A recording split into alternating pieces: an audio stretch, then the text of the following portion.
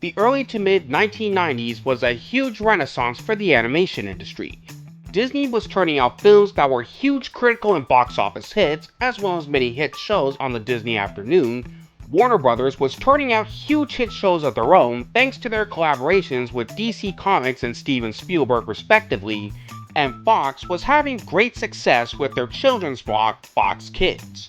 But all of that would soon be challenged, when in September of 1995, a new kids block made its premiere that would eventually become one of the biggest children's blocks of its time, and that was Kids WB. Running for an impressive 13 years, it not only went on to be the longest running network children's block of all time, to the point where it outlived the network it was originally created for, it was also home to many of the most popular and iconic shows of the late 90s and early 2000s. But just where did this block come together? How did they handle the various shows they aired? When was the point where it truly solidified itself? And why did it have a sharp decline toward the end of its run? Well, all those questions and more will be answered in this video. So with all of that established, I'm the Media Nutso, and it's time for us to take a dive into the history of Kids WB.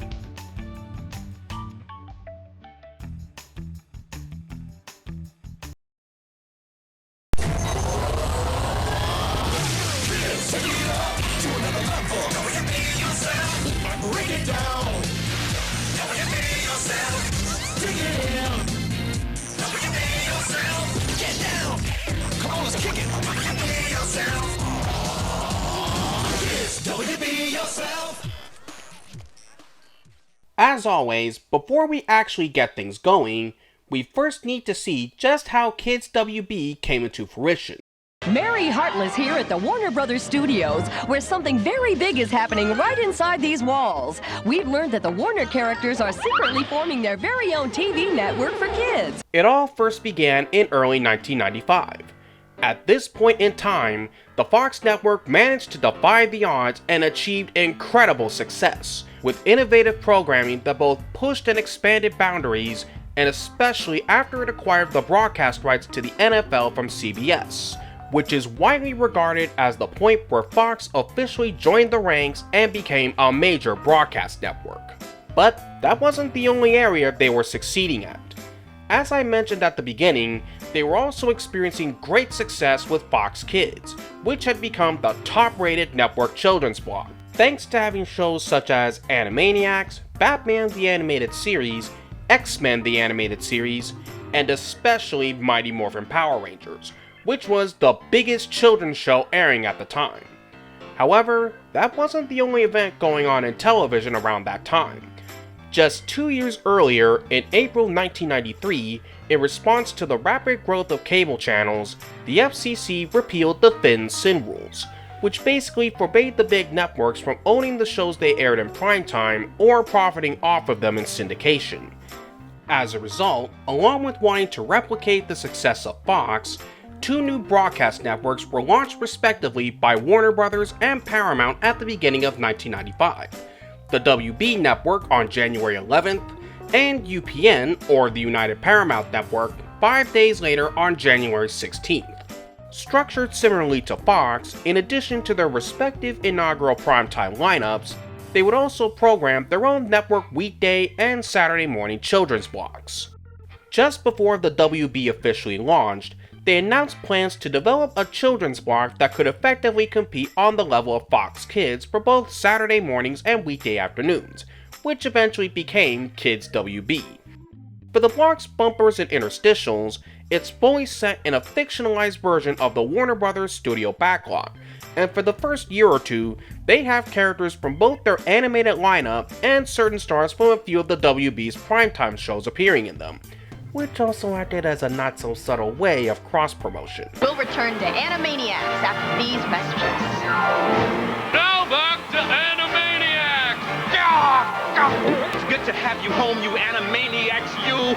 We'll be right back. To help further promote the block, they collaborated with Kraft Foods to run a special Watch and Win sweepstakes, and on August 18th, they released exclusive 30-second previews of one of their newer shows, the Sylvester and Tweety Mysteries, to all AOL subscribers.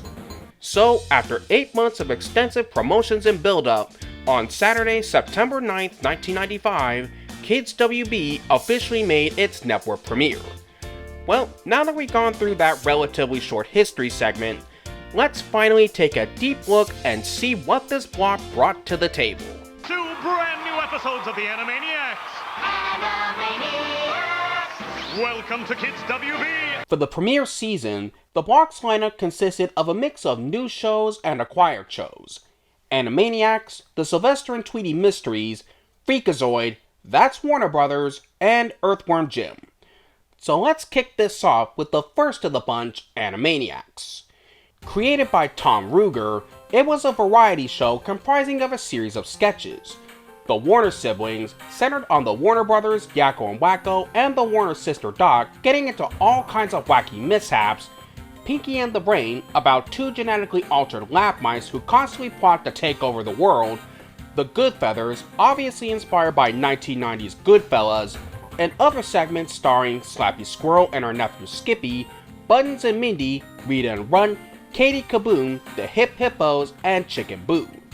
The show first premiered on Fox Kids on September 13, 1993, and it was an instant success, quickly becoming the second most popular children's show right behind Mighty Morphin Power Rangers.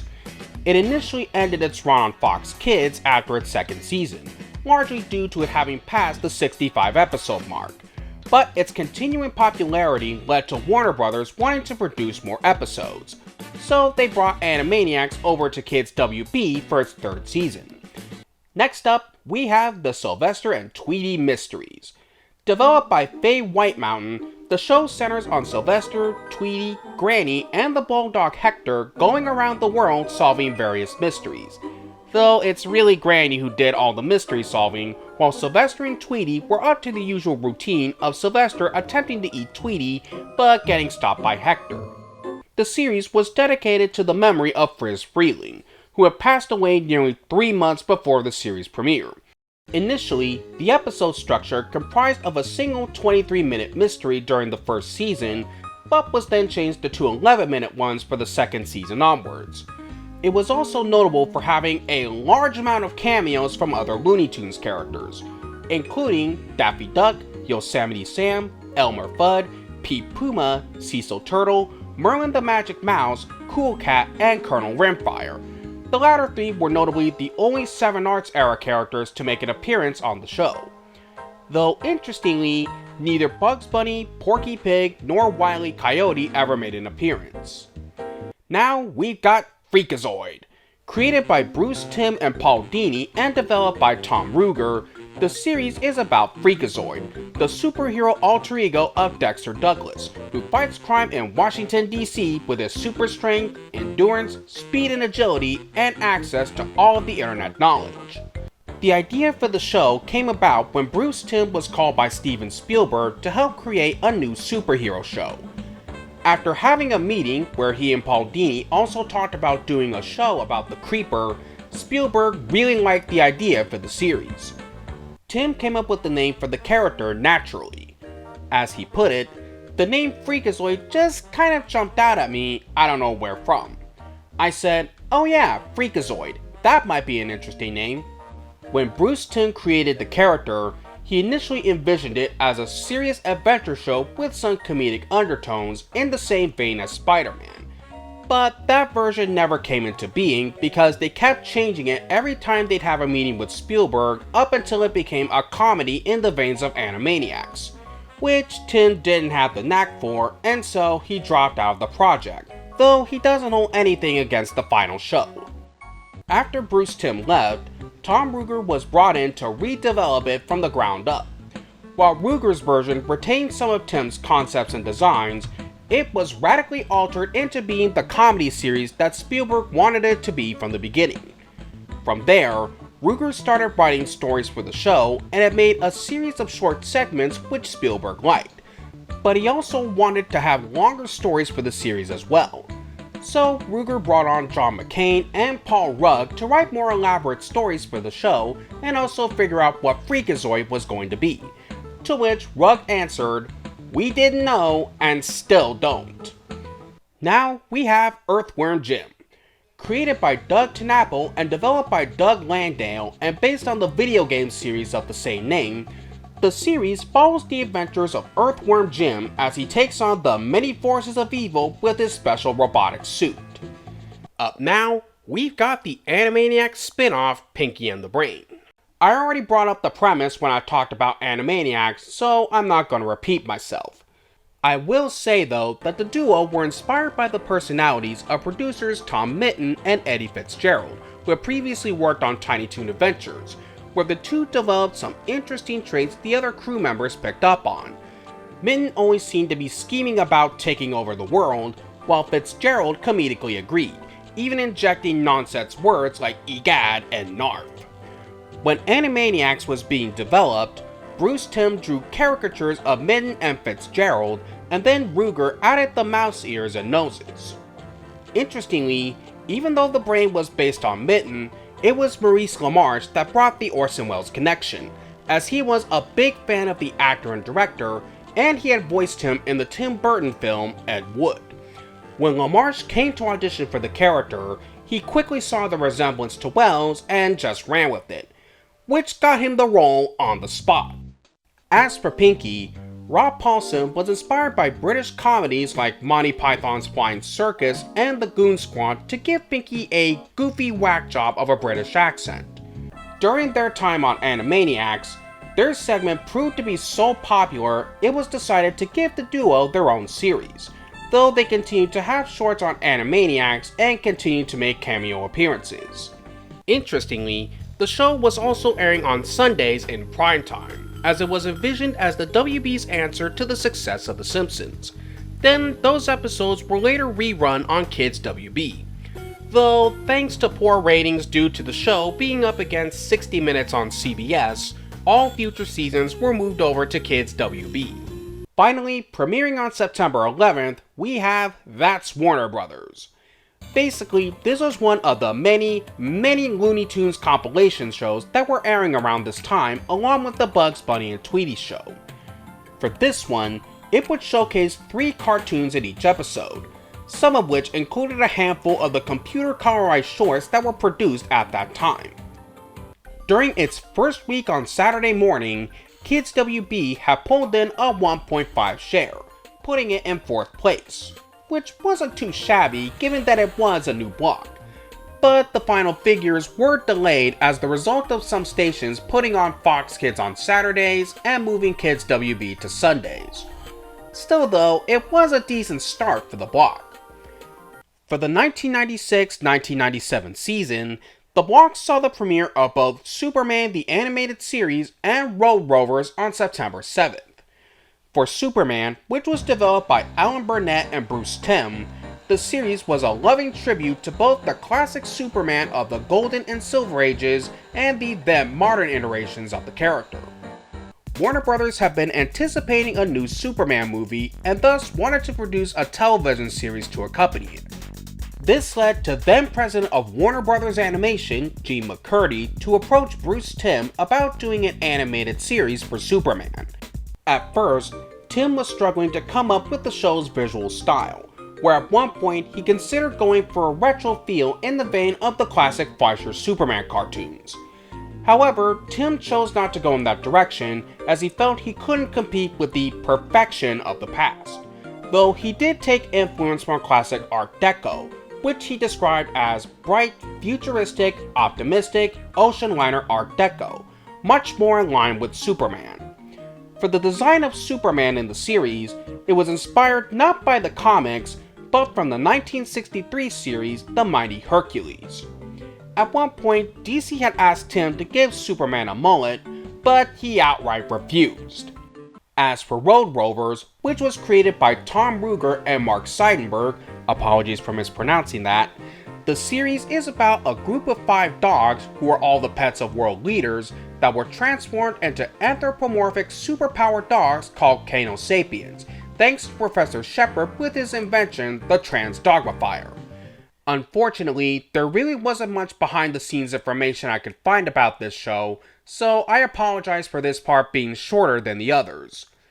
I will say though that the show ended up being short-lived, only running on the block until February 22nd, 1997 after only 13 episodes.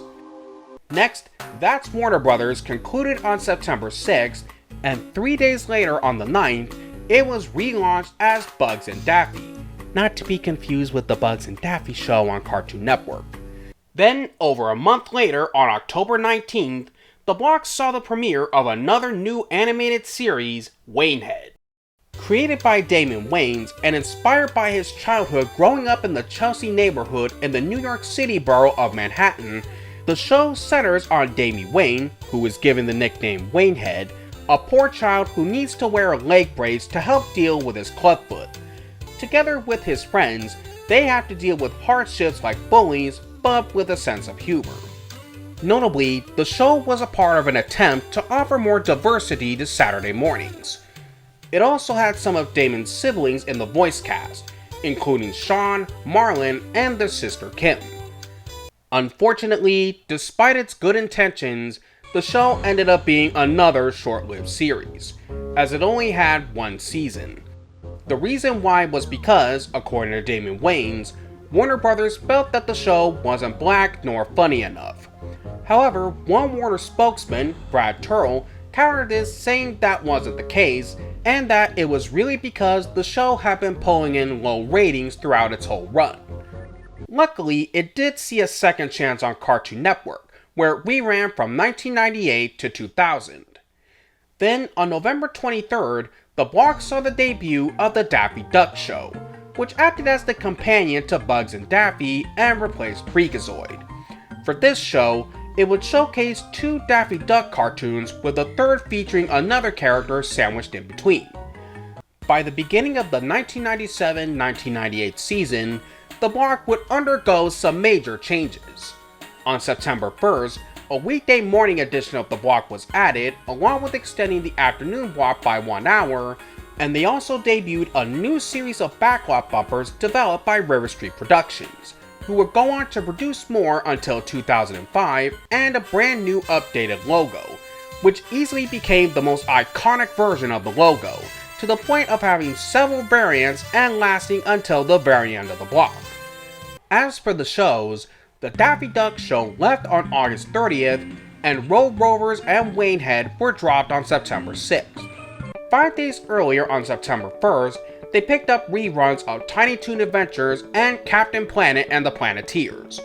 Now, the latter is interesting, as it was right at the time the Children's Programming Report and Order went into effect, which mandated that all of the networks had to air at least 3 hours of educational programming in a week. Then, 12 days later, on September 13th, the block premiered both The Legend of Calamity Jane and The New Batman Adventures. The former follows the fictional adventures of Calamity Jane. Now, the show unfortunately holds the distinction of being one of the shortest-lived shows to ever air on the whole block. Now, when I say short-lived, you may ask how many episodes of Calamity Jane got to air. Probably something like around 5 or at most maybe 7 episodes. Nope. It only aired 3 of the 13 episodes produced before it was pulled from the lineup on September 27th. Yeah, I am dead serious. No definitive answer was ever given as to why it got pulled so quickly, but the most likely one might have been because the show featured a lot of brutal violence, and it tackled very mature themes that would have been more associated with adult shows rather than children's shows. What's crazy about this was that the show was heavily promoted prior to its premiere, so plenty of people knew about it. It just turned out to be a show that was very much out of place on Kids WB. But that wasn't initially the case, as the pull was meant to only be temporary, as Warner Brothers stated that the show would return to the block later in that year. But unfortunately, it never ended up happening. As for the latter, it was a direct continuation of Batman the Animated Series, where it was basically the official 3rd season of that show, though here, episodes gave more focus to Batman's supporting cast. During the production of Superman, the network heads approached the creative team and asked if they could produce more Batman episodes that could go along with Superman, which they were more than happy to do. To give the show a fresh look and to have it match Superman's, the art style was revamped from the ground up, with many of the characters being redesigned, for better or worse, and have more consistent and fluid animation. Interestingly, the Kids WB censors were a lot more flexible than the Fox Kids censors were.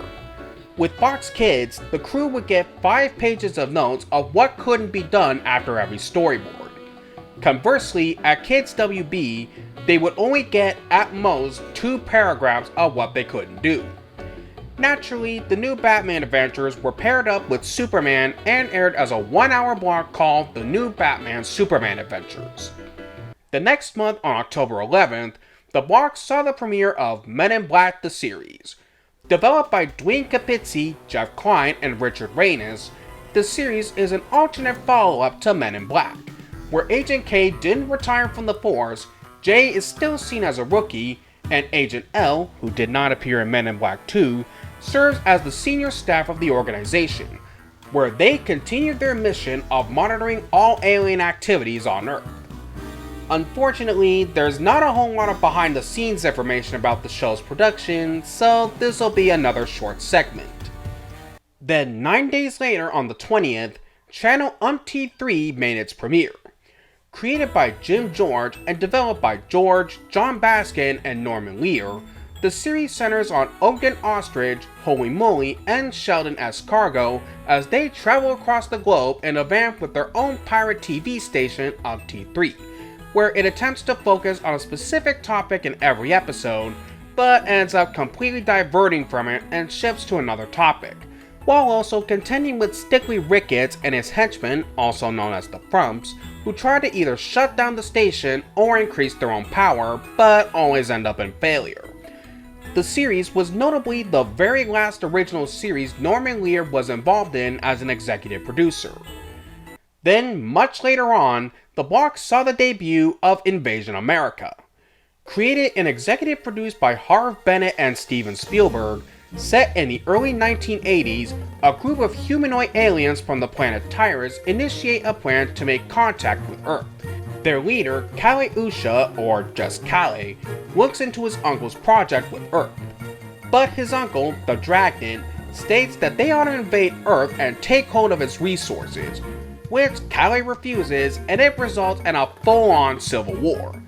Now, Kale and his trusted friend, bodyguard, and trainer Rafe escape to Earth and disguise themselves as humans.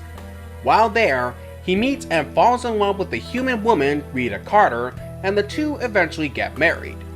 Then, after a long time of hiding from the Dragon's forces, Kale returns to Tyrus to strengthen his loyalist forces, the Oshati, leaving Rita and their son David in Rafe's hands. Now, in the present day, the Dragon finally finds the family and is determined to kill them, thus throwing David Carter's teenage life into a devastating adventure of losing and gaining new friends, stopping the Dragon, and finding out who he truly is. This show actually has an interesting backstory. It was initially planned to air for Kids WB. However, it turned out that the show was far too dark and violent to air on the block. So, late in development, it was decided to air it on the WB in primetime from June 8th to July 7th, where it unfortunately failed to find an audience. Fortunately though, it eventually did air on Kids WB in the fall of that year, but was edited to make it more appropriate for a younger audience, resulting in there being 2 versions of the show, though the uncut version has pretty much become the default version you can find online.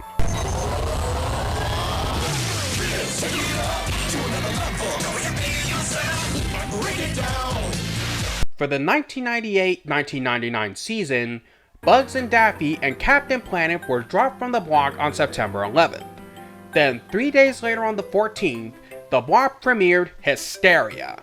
Created by Tom Ruger, Hysteria was a sketch comedy series featuring sketches that were loosely based on actual historical events and topics, with its large cast of adult hosts and the kid chorus performing various skits and parodies.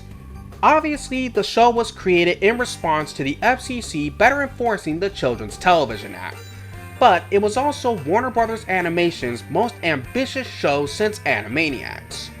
It was initially slated to have 65 episodes produced, but due to running $10 million over budget, it only produced 52 episodes across 2 seasons. It was also the final show Tom Ruegger would create for Warner Bros. Animation. 5 days after Hysteria premiered, Pinky, Elmira, and the Brain made its debut on the block.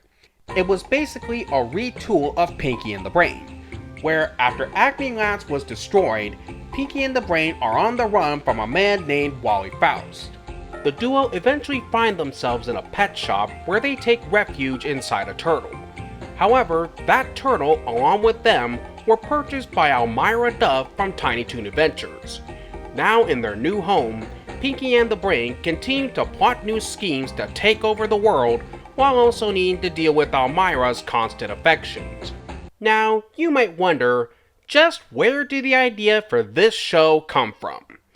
Well, some new WB executives have wanted the duo to be a part of a sitcom similar to The Simpsons. That, and they weren't too fond of the whole desire to take over the world angle. So they wanted it to move away from world domination and to add a bigger cast of characters. However, contrary to popular belief, the idea did not come from the executives, but rather from Steven Spielberg himself. Though the addition of Elmira came from the Senior Vice President of Creative Affairs at Warner Bros. Animation, Christopher Keenan. Unsurprisingly, the show's crew pushed back against all of this. In fact, there were 2 episodes of the show that openly lampooned this. Pinky and the Brain, and Larry, and You'll Never Eat Food Pellets in This Town Again, which was notably the last episode Peter Hastings wrote for the show before he left for Disney to develop One Saturday Morning.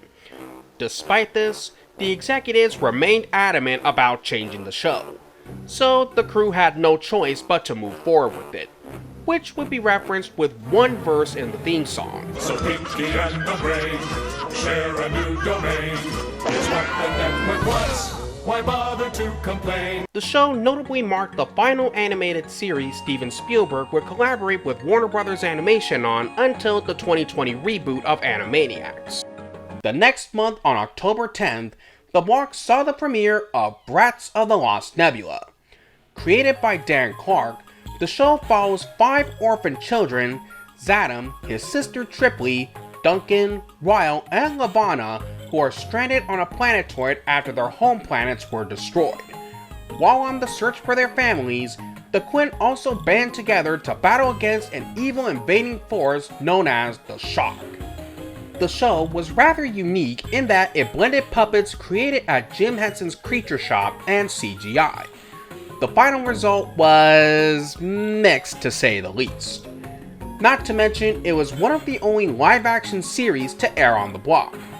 Sadly though, just like Calamity Jane, it only aired 3 episodes before it was pulled 2 weeks later.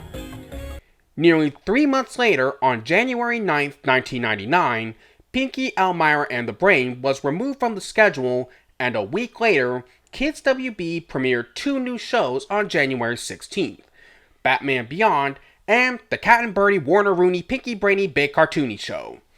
For Batman Beyond, it's set in the future of 2039, where Bruce Wayne had long since retired from being Batman after one mission where, during a rescue, he suffers a heart attack and then goes against his cardinal rule of threatening a criminal with a gun. By this point, most of his allies, including his loyal butler Alfred and Commissioner Gordon, have died. Most of his rogues gallery are now reformed, missing, or in exile, or just dead. Then, one night, Terry McGinnis, a rebellious youth, is chased onto the lawn of Wayne Manor by thugs, and he and Bruce fight them off until Bruce suffers another heart attack and Terry helps take care of him. When exploring around Wayne Manor, Terry discovers the Batcave and asks Bruce if he can take on the mantle of Batman. Thus, Terry McGinnis becomes the new Batman who defends Gotham City from the various crimes that spring up. The show had a special 1-hour primetime sneak preview on Sunday, January 10th. As for the Cat and Birdie Warner Rooney Pinky Brainy Big Cartoony Show, this was another compilation show.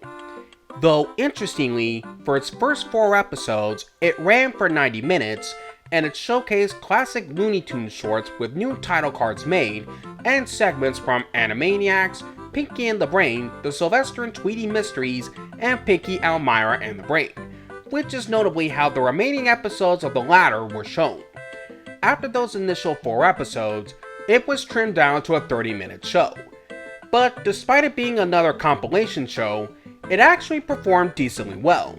So for its second season, the show was retitled The Cat and Bunny Warner Rooney Super Looney Big Cartoony Show, where it mostly featured segments from Animaniacs and Tiny Toon Adventures, though it did occasionally showcase some of the classic Looney Tunes shorts. And it introduced new host segments starring 2 kids named Kirby and Karen, voiced respectively by Richard Horvitz and Cheryl Chase. Welcome back to the Karen and Kirby Coolest Vacation Challenge. Ho hum, all right, so let's hear about the giant sandbox. Also, trivia note, the Karen and Kirby segments were co-created by Jerry Beck, who also served as the producer and writer. The segments came about because the team was initially developing a show with Karen and Kirby as the lead characters. That was until very late in production, when the higher-ups asked the team if they could produce new segments for the Cat and Bunny Warner Rooney Super Looney Big Cartoony Show very fast. So to produce them, the team utilized new technology that had been developed by George Maestri for South Park, which explains why they have a similar aesthetic, and they also wanted to see if they could turn a show around both faster and cheaper. Plus, it added a new element to the show. The next month, on February 13th, they premiered an anime that previously aired in syndication that would end up changing the course of the block forever. And that was Pokemon. I already did a video going into detail about this, but needless to say, the show elevated Kids WB to the very top of the Saturday morning ratings. However, Pokemon's success also marked a paradigm shift for Kids WB, as moving forward, they began to de-emphasize the Looney Tunes-inspired cartoons they've been doing for nearly a decade and place more focus on other anime and action-adventure series. For the 1999-2000 season, the block would premiere the only new original animated show from Warner Bros. Animation, Detention, on September 11th. Created by Bob Doucette, the series centers on 8 6th graders, Sharina, Shelly, Emmett, Jim, Gug, Duncan, Lamangela, and Orangela, who attend Benedict Arnold Middle School, but they always tend to land themselves in detention, except for Shelly, who goes there voluntarily, overseen by Eugenia P. Casquilla. Thus, the group tries and fails to stay out of detention and trouble, though there were a couple of exceptions. Like with Hysteria, the show was made to help fulfill the EI mandates. Also, obviously the show has often been called a ripoff of Recess, and while it did share some similarities, it couldn't have been more different from Recess. Now, the craziest thing about Detention was Warner Bros.' attitude toward the show. According to Bob Doucette, the show wasn't exactly what the network wanted. This was in spite of the fact the show got a good amount of promotion leading up to its premiere, and when it did, it became a big hit, garnering pretty solid ratings that even matched Pokemon's ratings, which was quite an accomplishment at the time. Not to mention, Doucette and the team had a rough time with the Warner Bros. Executives as they had a hostile relationship and they shoveled the show's time slot 3 times. At first, it aired at 10:30. Then, starting on November 6th, it was moved to 11, then finally to 11:30 in March of 2000. And just to further add salt to the wound, later in August, it was only rerun on Fridays during Kids WB's afternoon block. Now, on to more pleasant trivia. Billy West had originally auditioned to voice Gug in addition to Emmett, but the Kids WB executives wanted an actual Hispanic actor to voice the character, so they cast Carlos Alazraqui based on his work as the voice of the Taco Bell Chihuahua. Also, did you ever want to know why Duncan never spoke in the show? Well, Doucette based the character off a person he knew who was deaf, and because he wanted Duncan to represent handicapped people without being too obvious about it. Lastly, the character of Kiskilia was inspired by Doucette's grade school teacher, who was a nun, and off of Kathleen Freeman's character from the Blues Brothers, Sister Mary Stigmata. On February 12, 2000, Superman the Animated Series concluded its run. Then, on February 21st, the blog premiered the Animaniacs movie Wacko's Wish, which served as the series finale to the original show. The film is notable for being the first Animaniacs production to be done in digital ink and paint, as well as being the first Warner Bros. Animation production to do so. It was also the final production for director Rusty Mills and composer Richard Stone before their respective deaths in 2001 and 2014. After that, Animaniacs would officially leave the block the very next day on the 22nd. 4 days later, on February 26th, Max Steel made its block debut.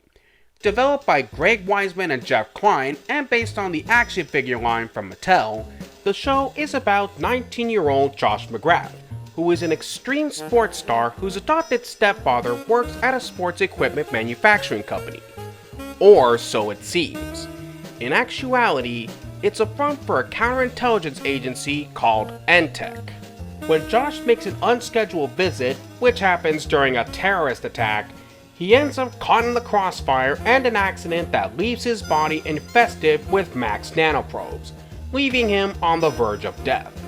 However, it's soon discovered that the probes have integrated with his body and became symbiotic with him, and the reason he's dying is because they're running low on power. Thus, to save his life, his body is infused with the probe's specialized power source called transphasic energy. It's also revealed the accident gave Josh a lot of superpowers. Because of this and his experience in extreme sports, Josh realizes he can be the ideal secret agent. Thus, he dons the secret identity of Max Steel. The show was notably the first computer animated series to ever air on Kids WB. It also had quite the rocky production. At first, it was animated at Netter Digital, but they went bankrupt after only doing 6 episodes, so it was moved over to Foundation Imaging to finish the remainder of the first season and did all of the second season. After that, Foundation went bankrupt as well, and so the third season was done at Mainframe Entertainment.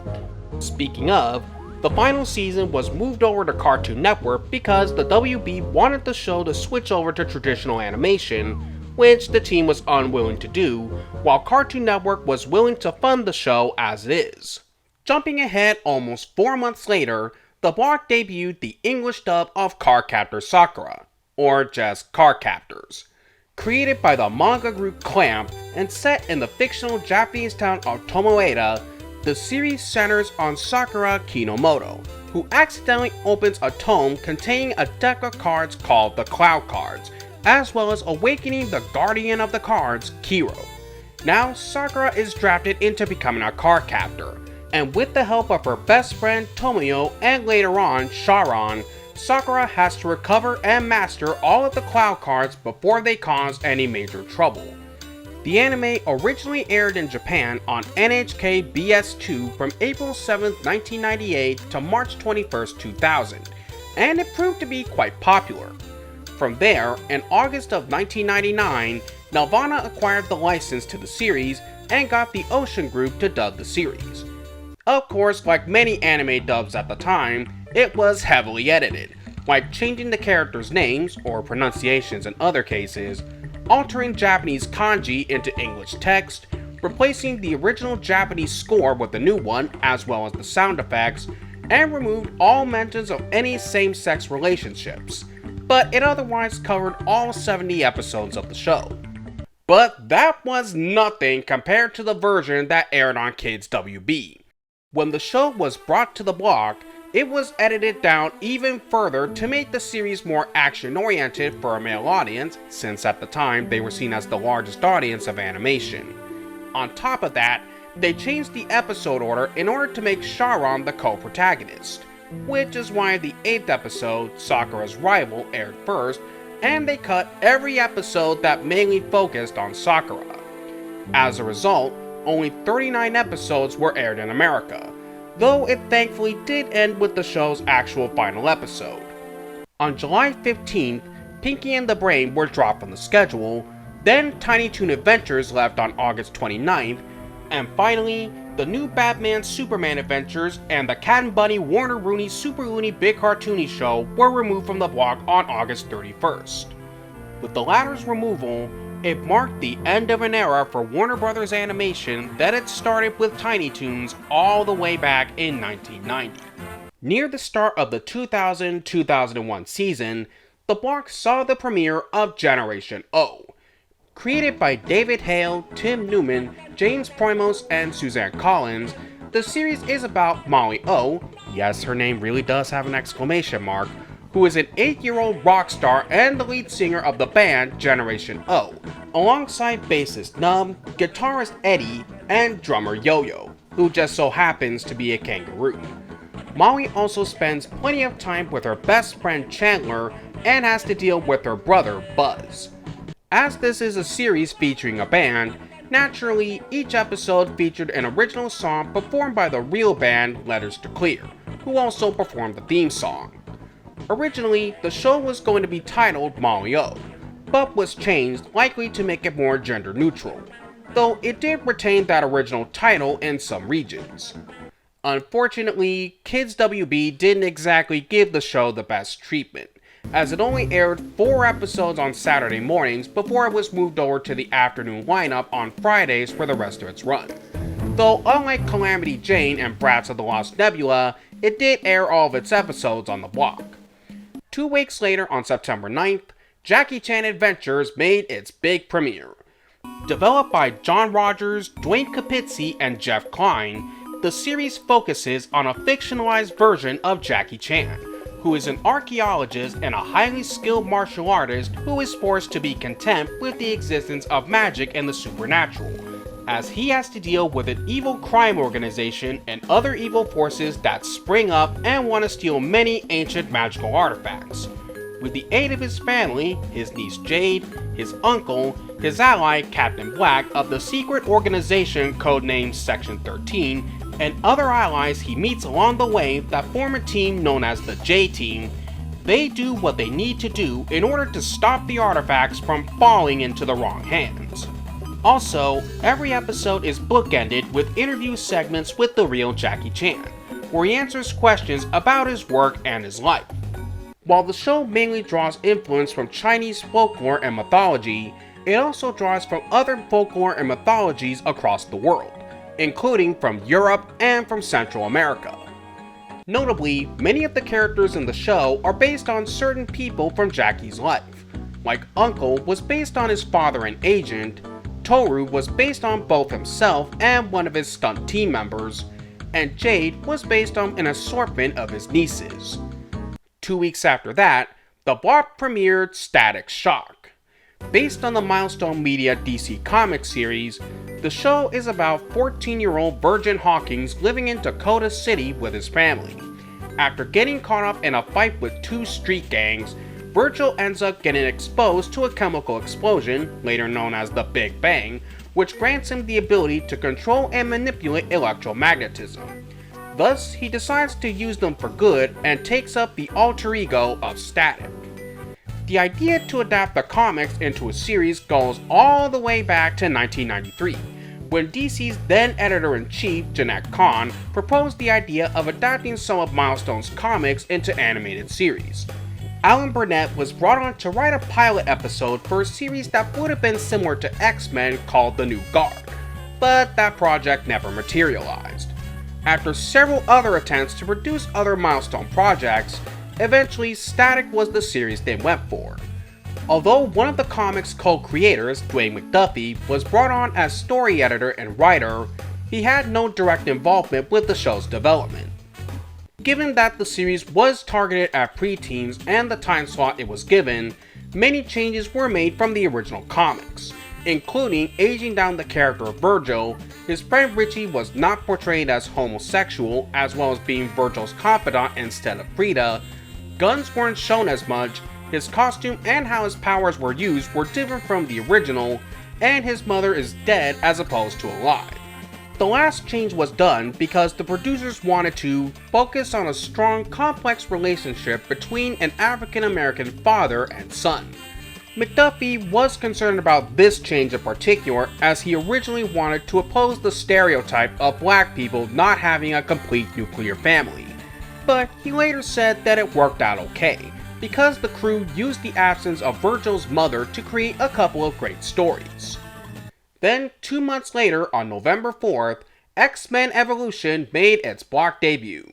Created by Marty Eisenberg, Robert N. Skur, and David Wise, and inspired by the early issues of the original comics, the show presents the X-Men as teenagers instead of adults, and it follows their struggle to control their mutant powers while having to face various threats and backlash. Initially, the working title for the show was Children of the Atom, which was a reference to the X-Men comic book in circulation. But this was scrapped as the network didn't want the title to reference children. Interestingly, one of the main points of the concept was the design of the new costumes. Early concept sketches depicted the X-Men in their classic gold and black garments. Also, there was a bit of controversy over the design of Mystique. The character designer for the series, Stephen E. Gordon, wasn't all that impressed with her design during the first season. Mystique was also initially going to be portrayed as nude, similar to her film version, but Warner Brothers didn't want it to be included, given, the show was being aimed at kids. Although, there is a brief scene in the first season finale where she is drawn like her movie counterpart, though clothed. On January 27, 2001, Kids WB premiered the 6th series in the DC animated universe, The Zeta Project. Created by Robert Goodman, it serves as a spin-off of Batman Beyond, where it follows Zeta and Ro as they attempt to prove that Zeta is not violent, while the NSA agents who are pursuing him presumed the terrorists he was investigating before had reprogrammed him for an unknown reason. Thus, to prove his innocence, Zeta and Ro go on the search for Zeta's creator, Dr. Selig. Initially, Goodman had pitched the show as being much darker than Batman Beyond, but when he presented his pitch to the Kids WB executives, it was at the point where they wanted shows that skewed a younger audience. Ultimately, the Zeta Project was picked up with the assumption of, it's a robot and it's a teenage girl. How much fun can that be? Also, the staff guaranteed that most of the locations Zeta encountered would not be as dark, gothic, and oppressive as Gotham City in Batman Beyond. As a result, Goodman's original vision for the show having messages about dark government, technology misuse, and many social and political issues were a lot more difficult to execute. On February 22, 2001, the Sylvester and Tweety Mysteries, the last of the block's original launch shows, was taken off the block, leaving its final episode unair until it finally aired on Cartoon Network over a year later. Then, on July 21st, the block picked up Rescue Heroes. The show had first premiered on CBS in 1999 as part of their CBS Kids Show Saturday morning block, where it only ran for one season before it was cancelled in 2000. However, thanks to its successful reruns on Teletoon, it was picked up for a second season, and that season, now retitled Rescue Heroes Global Response Team, would be the one to air on Kids WB. Then 9 days after that, they began airing Dragon Ball Z. Now, the reason why the show was brought over was, around this time, in an effort of cross-promoting with Cartoon Network, the weekday afternoon block had been rebranded as Toonami on Kids WB. The end result of the new branding didn't exactly do too well. Yeah, despite the Toonami branding, while it did air some anime like Pokemon and the aforementioned Dragon Ball Z, as well as other action shows, they also aired many shows that weren't very action-oriented, like Detention and later on Scooby-Doo. Plus, Dragon Ball Z would only end up running there for 2 weeks until it was pulled in August. Speaking of, near the start of the 2001 and 2002 season, the block would premiere Cubix Robots for Everyone on August 11th. Created by the company Cinepix, Cubix is about a boy named Connor, who has quite a fascination with robots and lives with his father Graham in Bubbletown, a city with as many people as robots, and is home to Robix Corp, who achieved great success thanks to the Emotion Processing Unit, or EPU, that allows the robots to have their own personalities just like humans. After moving to Bubbletown, Connor quickly becomes friends with Abby, Chip, and Monk, who are part of a group called the Bodies. But in order to join as an employee, Connor has to repair a robot in 24 hours, and he chooses Cubics, who is referred to as the unfixable robot, as the others have tried and failed to start him back up. After the rogue robot inventor, Dr. K, escapes with the stolen robot, leaving the Body's pit on the verge of collapse, Connor goes back to rescue Cubics, and his act of kindness finally jumpstarts Cubics back to life, thus allowing Connor to join the club. Now, the group has many adventures and makes many discoveries as they figure out Dr. K's conspiracy and find out what happened to Professor Nemo, who vanished after an experiment with a volatile substance known as Solex. Notably, 4Kids had commissioned the series in addition to licensing and dubbing it. Then, on August 30th, Hysteria was dropped from the block, followed by Detention, Max Steel, Men in Black the series, and Generation O the very next day. But that day also saw the premiere of the block's only other live-action series, R.L. Stine's The Nightmare Room. Created by, well, R.L. Stine, it's an anthology horror series based on the children's book series of the same name, featuring stories where children and teens have to deal with common fears they might have, be they ghosts or monsters. After that, on September 1st, they aired a special showing of Samurai Jack. Then, 2 days later, they added Sailor Moon as a part of Toonami on Kids WB, where it would only run for 2 weeks. But even then, it was constantly being preempted by the heavy coverage of the September 11th attacks. Also, during that time, the weekday morning edition of the block was retired, giving the slot back to the WB's affiliates.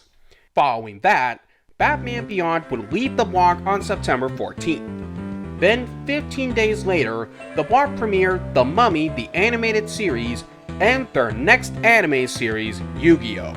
The former was developed by Thomas Pugsley and Greg Klein and loosely based on the 2 live-action Mummy films, where it follows the O'Connells as they find themselves being chased across the world by the undead high priest Imhotep and his lackey Colin Weasler, as they try to get the Manacle of Osiris off Alex's wrist.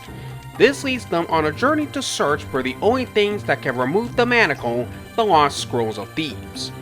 Then, for the second season, it was retooled and retitled The Mummy Secrets of the Magi, where Alex is now trained as a Magi to fight against the Mummy and any other threats he comes across.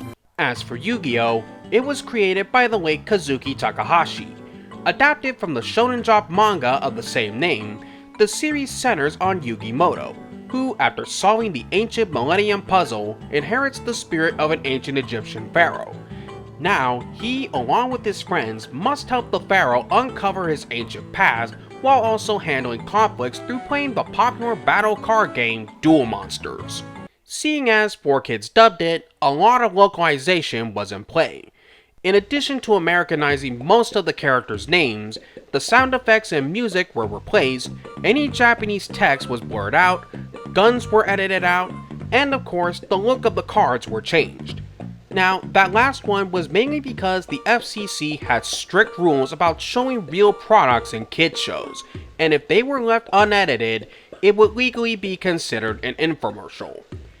Originally, Greg Abbey was tapped to voice Yugi, as can be heard on the promo tape. They say there's 2 sides to every person. Well, solving the Millennium Puzzle proved that true. Also, the show was originally planned to premiere on September 15th. But again, due to the heavy coverage of the September 11th attacks, it got delayed by 2 weeks. Afterwards, Cardcaptors left the block on December 14th. Then, nearly a month later on January 12, 2002, the block picked up reruns of Scooby-Doo.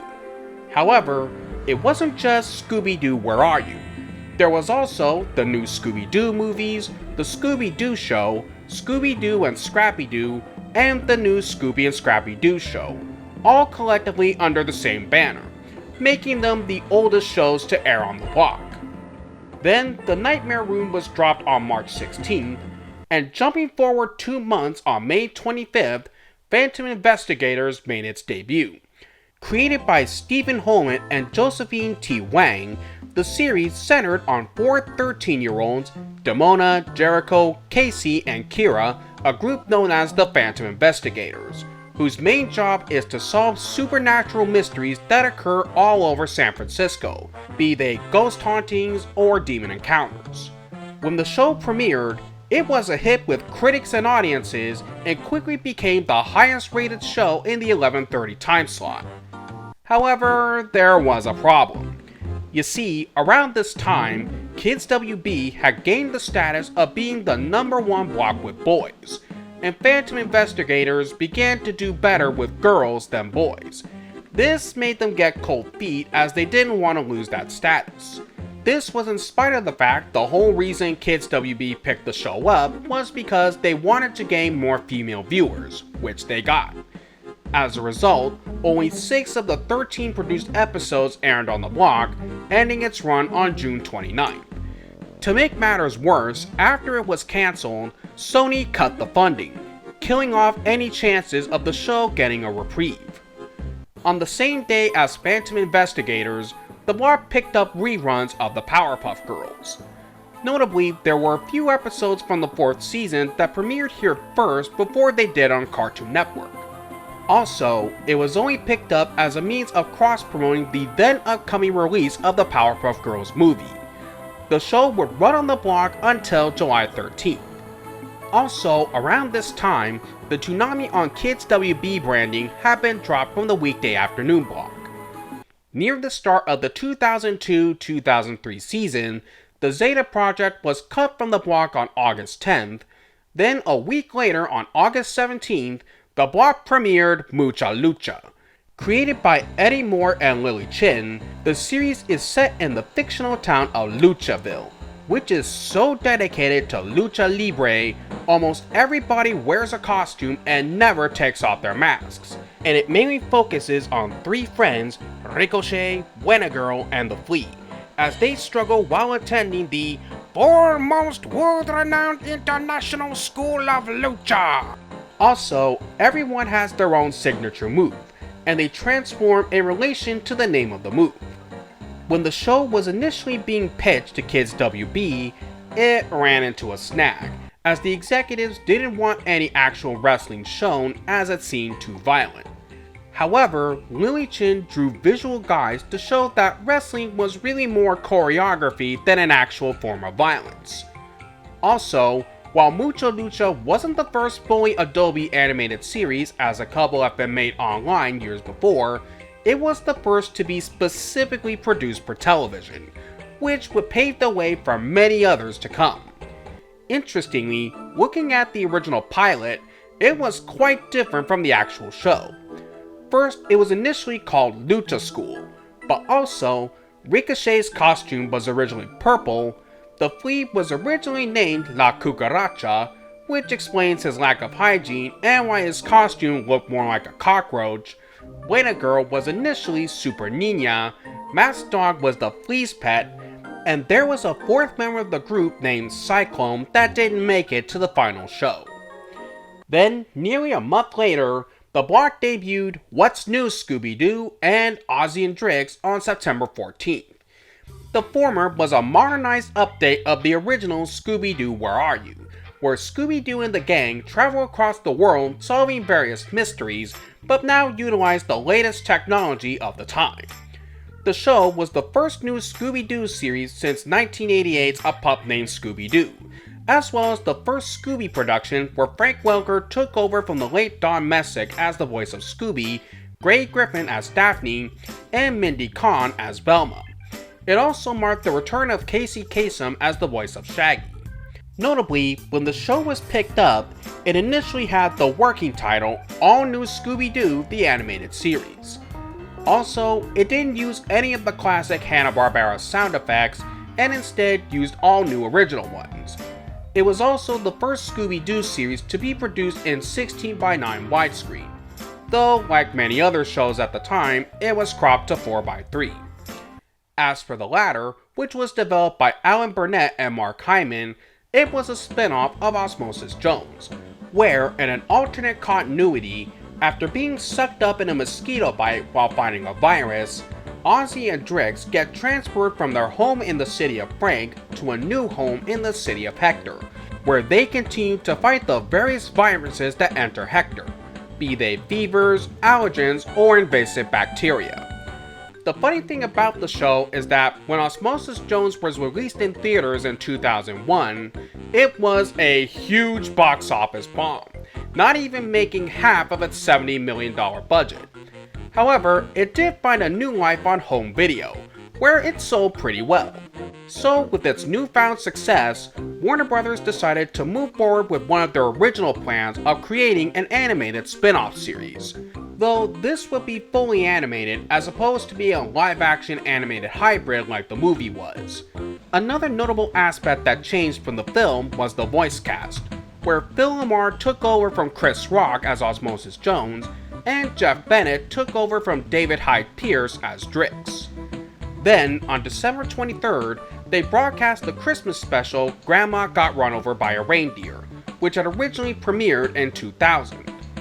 Then, on May 10th, 2003, Cubics would leave the block, and a week later on the 17th, the block would premiere Mega Man NT Warrior. Based on the popular Mega Man Battle Network games, the show is about Lan Hikari and his NetNavi Mega Man as they strengthen their bond and friendship, while they, along with their friends, also deal with the various threats from the various net crime organizations. At first, the series' storyline was pretty faithful to the original games, but then partway through, it began to divulge and began doing its own thing. After that, The Mummy the Animated Series was dropped on July 26th, then followed by Rescue Heroes on August 29th. During the 2003-2004 season, Kids WB introduced a brand new set of Backlot bumpers, featuring characters setting up, filming, or working on the sets. As for the shows, they premiered the only new show from Warner Bros. Animation that season, Shaolin Showdown, and Teen Titans, which was already airing on Cartoon Network on November 1st. Created by Christy Wee, Shaolin Showdown centers on 4 young Shaolin warriors in training, Omi, Raimundo, Clay, and Kimiko, under the guidance of Master Feng. They, alongside the Dragon Dojo, battle the Heilun forces, mainly Jack Spicer, Wuya, and Chase Young, while also protecting the ancient artifacts with mystical powers, the Shangon Wu, from those who use them for evil and to conquer the world. Nearly every episode climaxes with a good and evil character challenging one another in a magical duel, a Shaolin Showdown, in order to gain the Shangon Wu. The show began development in 2000 and would go through a lot of changes before it finally premiered. Hui stated that even with the growing popularity of anime in America, she preferred to create a world that was a fusion of Eastern and Western culture, which can be reflected in the show itself, with how it showed influences from Eastern art, action, and philosophy, and how the characters and humor were very Western. As for Teen Titans, which was created by Glenn Murakami, the show mainly centered on Robin, Cyborg, Beast Boy, Raven, and Starfire as they deal with all sorts of criminal activities and threats to Jump City, while also dealing with their own struggles with their limitations, adolescence, and their mutual friendships. The show had first premiered on Cartoon Network earlier on July 19th, where it became a major hit. But when it aired on Kids WB, it was only moderately successful, to the point where only the first 2 seasons aired on the block. Then, on November 15th, the block would drop X-Men Evolution from its schedule. At that same time, they also pulled the new Scooby-Doo movies, the Scooby-Doo show, Scooby-Doo and Scrappy-Doo, and the new Scooby-Doo and Scrappy-Doo show. Then, on January 2nd, 2004, the original Scooby-Doo Where Are You aired for the last time on the block. Then, 15 days later, on January 17th, they premiered Astro Boy. The series was created to both celebrate the 40th anniversary of the original series and the birthday of the title character. Notably, it kept the classic art style of the original, but also modernized it with more lush, high-quality animation, and combined the playfulness from the original and the darker and serious sci-fi themes of both the original manga and the 1980 series. Sadly, the show will only air 26 of the 50 episodes made, ending its run on April 30th. Afterwards, on May 15th, they started airing codename Kids Next Door. Now, this and the Powerpuff Girls earlier aired on the block as part of an attempt to share some of Cartoon Network's programming on Kids WB, just as they had shared their programming on Cartoon Network. But where the latter was actually pretty successful, the same couldn't be said for the former, as Kids Next Door only lasted nearly 2 months on Kids WB until it was pulled on July 10th. Then, on May 29th, the block would air their first and only live-action film, Zolar. Fast forward to the summer, and Static Shock would leave the block on July 13th, then Ozzy and Drix aired its last episode 17 days later on July 30th. For the 2004-2005 season, only 2 new shows made their premieres, The Batman and The Boom Crew on September 11th. For The Batman, it was developed by Dwayne Capizzi and Michael Goguen, and it's about Batman's earlier years of his crime-fighting career, where he started 3 years before the beginning of the series, and the Gotham City Police don't publicly acknowledge his existence. The show lifted elements from previous Batman stories, but still remained in its own continuity. As for The Boom Crew, which was created by Bruce W. Smith, John Patrick White, and Styles White, it's about 4 kids, Justin, Nate, Juby, and Ricky, who create a video game about heroes dealing with alien terrorists, only to then get pulled into a dimension that just so happens to look like the world in their game. Now, they have to go on a quest to find the missing video game cartridges and stop the extraterrestrial Emperor Zord from taking control of the dimension.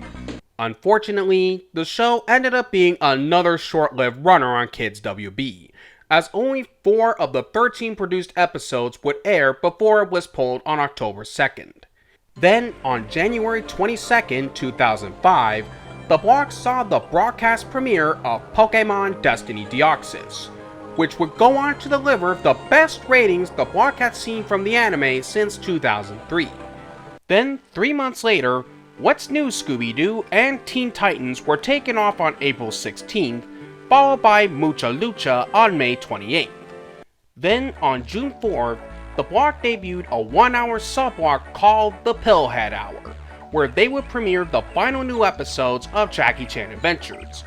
The sub-block would only last for nearly 1 month before it was pulled on July 2nd due to a schedule change, and Jackie Chan Adventures was replaced by an hour block of Teen Titans and the Batman. But it was then revived on January 7th, 2006, where they showed 2 episodes of a specific Kids WB show and were hosted by the Pillhead reporter Giselle, who would interview various guest stars where they would both talk about and show off their pillowheads. Hey, pillowheads. Stay tuned, there's more of the Pillhead Hour coming up here on Kids WB. Wake up. Wake up, Pillowhead. Wake up, Pillowhead. We now return with the Pillowhead Hour here on Kids WB. This time around, the sub-block would last for 6 months before it was pulled once and for all on July 8th. Then, on that same day, Foster's Home for Imaginary Friends premiered on the block, where it would only run for over a month until it was pulled on August 27th. Making it the last Cartoon Network original series to air on the block. Also, at this point, following the cancellation of Toonami on Kids WB, the weekday afternoon block went through various theme weeks before it finally settled on being branded as Kids WB's After Toons, which was later called The After Toons Show. But this iteration wouldn't last much longer, as on May 25th, the WB announced that due to being both financially unattractive and their affiliates wanting to target a more adult audience during the daytime, the weekday afternoon block would be retired at the end of the year. At the start of the 2005-2006 season, the block debuted a new set of bumpers, showing the logo morphing into various creatures while still utilizing many of the Backlot ones.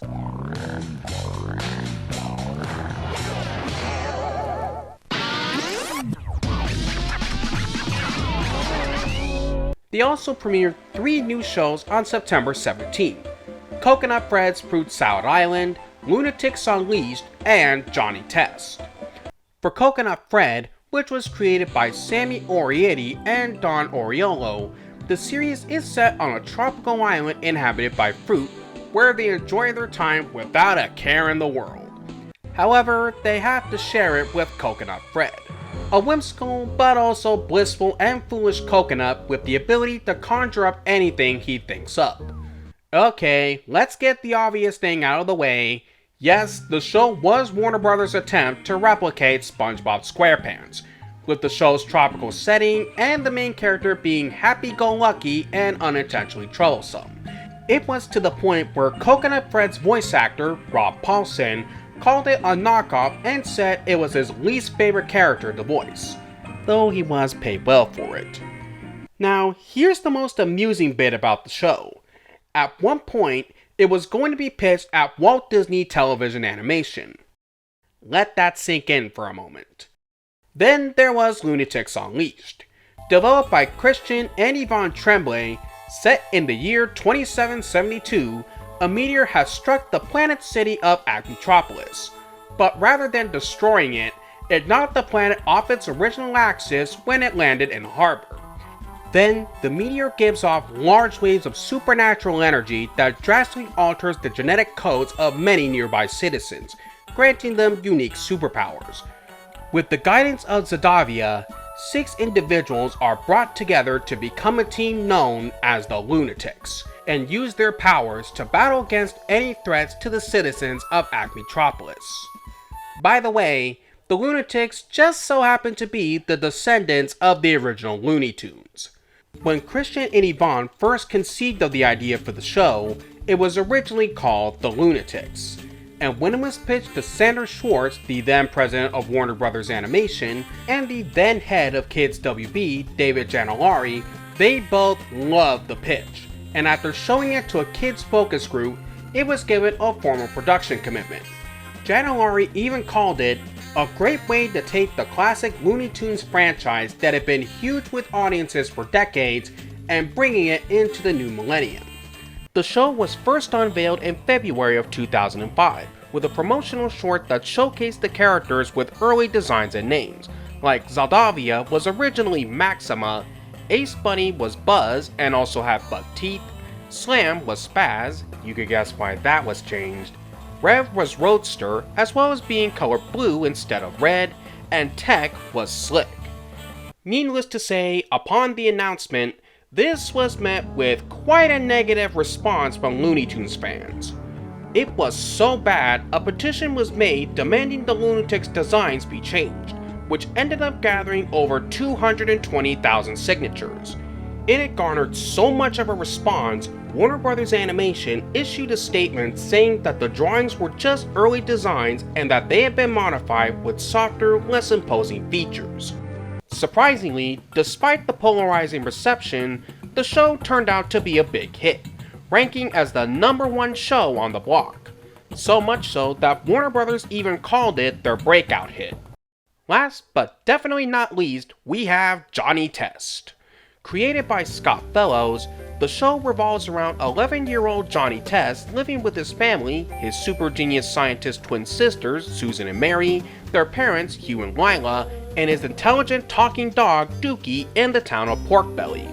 Johnny often gets used as a test subject for his sister's inventions and experiments, be they gadgets or even superpowers, though he'll sometimes use them for his own personal gain. Oftentimes, the experiments cause problems that he has to resolve, which can sometimes involve fighting villains and even saving the world. Believe it or not, the show had originally been pitched to and rejected by Nickelodeon all the way back in 1995, and it would take a whole decade before it was finally picked up. Interestingly, although Scott Fellows created the show, it was developed by Aaron Simpson, where he even produced a pilot short which was based on the first episode of the series, Johnny to the Center of the Earth, though it was animated in Adobe Animate, but retained the same plot with a few notable differences. For instance, Dookie was originally named Poochie, Blame Blame Boy was much younger and named Golden Boy, Zizrar and the Mole People looked a bit more realistic, and it had an American voice cast. The initial production design was done by Matt Danner and Mark Perry, and was refined by first season co-producer and director Chris Savino and art director Paul Steck. For the main characters, Fellows based Johnny on himself when he was a kid, and Susan and Mary were based on his sisters, who coincidentally were also named Susan and Mary. Interestingly, though James Arnold Taylor had voiced Johnny in the test pilot, he wasn't Fellows' original choice to voice the character. After the show got picked up, he was initially replaced by a different voice actor, as the show was to have a full Canadian voice cast, but the studio didn't find Johnny's initial voice for the first 6 episodes to be all that convincing, so they decided to bring back Taylor and had him re-record all the dialogue, and he kept the role for the rest of the series. Anyways, on that same day, Jackie Chan Adventures aired for the final time on the block. Then, 2 days later, the block premiered Transformers Cybertron. This was the third and final installment of the Unicron trilogy, along with Armada and Energon. At this point in the series, Unicron had turned into a black hole called the Unicron Singularity, which is sucking up the entire universe, and the only way to stop it is to gather the 4 Cyber Planet Keys, which are each stored on a different planet. 2 months later, the second to last anime to air on the block, Beautiful Joe, premiered on November 5th. Loosely based on the video game series of the same name, the series follows Joe, a huge movie lover who, along with his girlfriend Sylvia, are enjoying a trip to the movies to see an action film starring Joe's idol, Captain Blue. All of a sudden, the leader of the evil Shadow Force reaches out of the screen and takes Sylvia into the movie. Now, Joe is forced to follow her via Captain Blue's mech, Machine 6, and meets Captain Blue, who grants him the power to become an action movie hero called Beautiful Joe. As I mentioned earlier, the weekday afternoon block would come to an end at the end of the year, which it did on December 30th. From there, it was replaced by daytime WB the next week. Jumping forward to April 29th, and the block premieres the 1-hour special, The Mastermind of Mirage Pokemon, which was made to commemorate the franchise's 10th anniversary, as well as act as the testing ground for the dub's then new voice cast. In it, Ash and the gang, along with Professor Oak, are invited to Dr. Young's lab to check out Young's new Mirage Pokemon system, which can create any Pokemon and their data can be manipulated to change their attack and type. That is, until the evil Mirage Master hijacks the system and kidnaps Professor Oak in order to create the strongest Mirage Pokemon and conquer the world. Now, Ash and the gang have to stop him before it's too late. I already talked about how the special went down in a previous video, so I recommend watching it to find out more. Then, over a month later on June 17th, Spider Riders made its premiere. Created by Ted and Patsy Cameron Dynasty and adapted from the science fiction novel series of the same name, the show is about Hunter Steele, who searches for and finds the inner world called Arachna, hidden within the earth that was created and blessed by a being known as the Spirit Oracle. There, a war had been raging between the humans and the Insectors and Vectids, and Hunter discovers a group of elite warriors called the Spider Riders, who are teens struggling to survive and save Arachna from the Invectids, battling with the aid of 10-foot battle spiders. From there, Hunter bonds and becomes partners with the Spider, Shadow, and is welcomed to the group. Together, they fight against Mantid and his Insector army, and they have to stop them from collecting the 4 Oracle Keys. The show was notably the first show from Cookie Jar to be produced under their then new action-adventure label Coliseum, as well as being the very last anime series to air on Kids WB. Following afterwards, Coconut Bread's Fruit Salad Island was taken off on July 1st, which was really no big loss for anyone. Then Beautiful Joe left the block on August 26th. However, that wouldn't be the only change in store for Kids WB. Backing up to January 24th, Warner Bros. And CBS announced they were merging both the WB and UPN as one unified network, the CW, which would air all of the programs from both networks. But most importantly, it would inherit the WB's scheduling practices, which included bringing over Kids WB as the CW's official Saturday morning block. That and the matter of the WB being the only one of the two networks to have both daytime and children's programming. From that point onward, the block would have the distinction of being the only network Saturday morning block to outlive the network it was originally made for.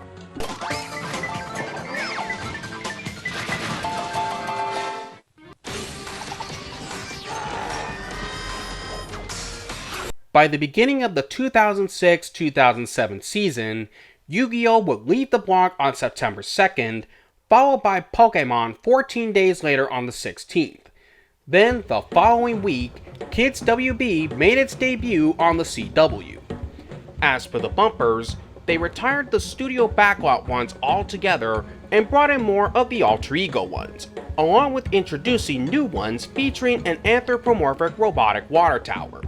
Getting to the schedule, the Batman, Shaolin Showdown, Lunatics Unleashed, Johnny Test, and Spider Riders were all carried over, along with 5 new shows making their debut: Tom and Jerry Tales, Shaggy and Scooby-Doo Get a Clue, Legion of Superheroes, Crypto the Superdog, and Monsterology.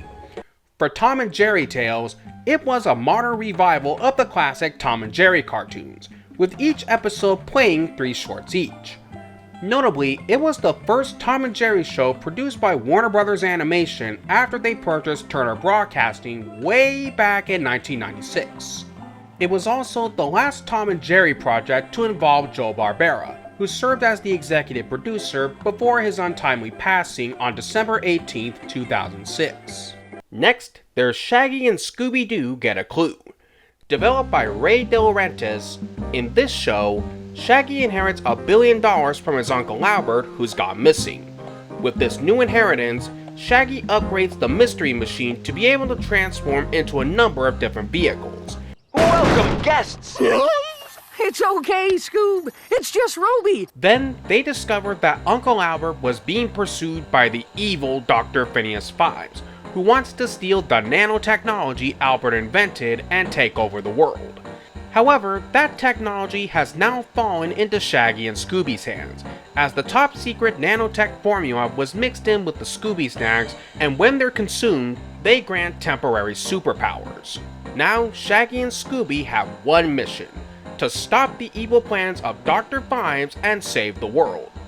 The show came about because Ray De Laurentiis was asked by Warner Bros. Animation to develop a new series for Kids WB.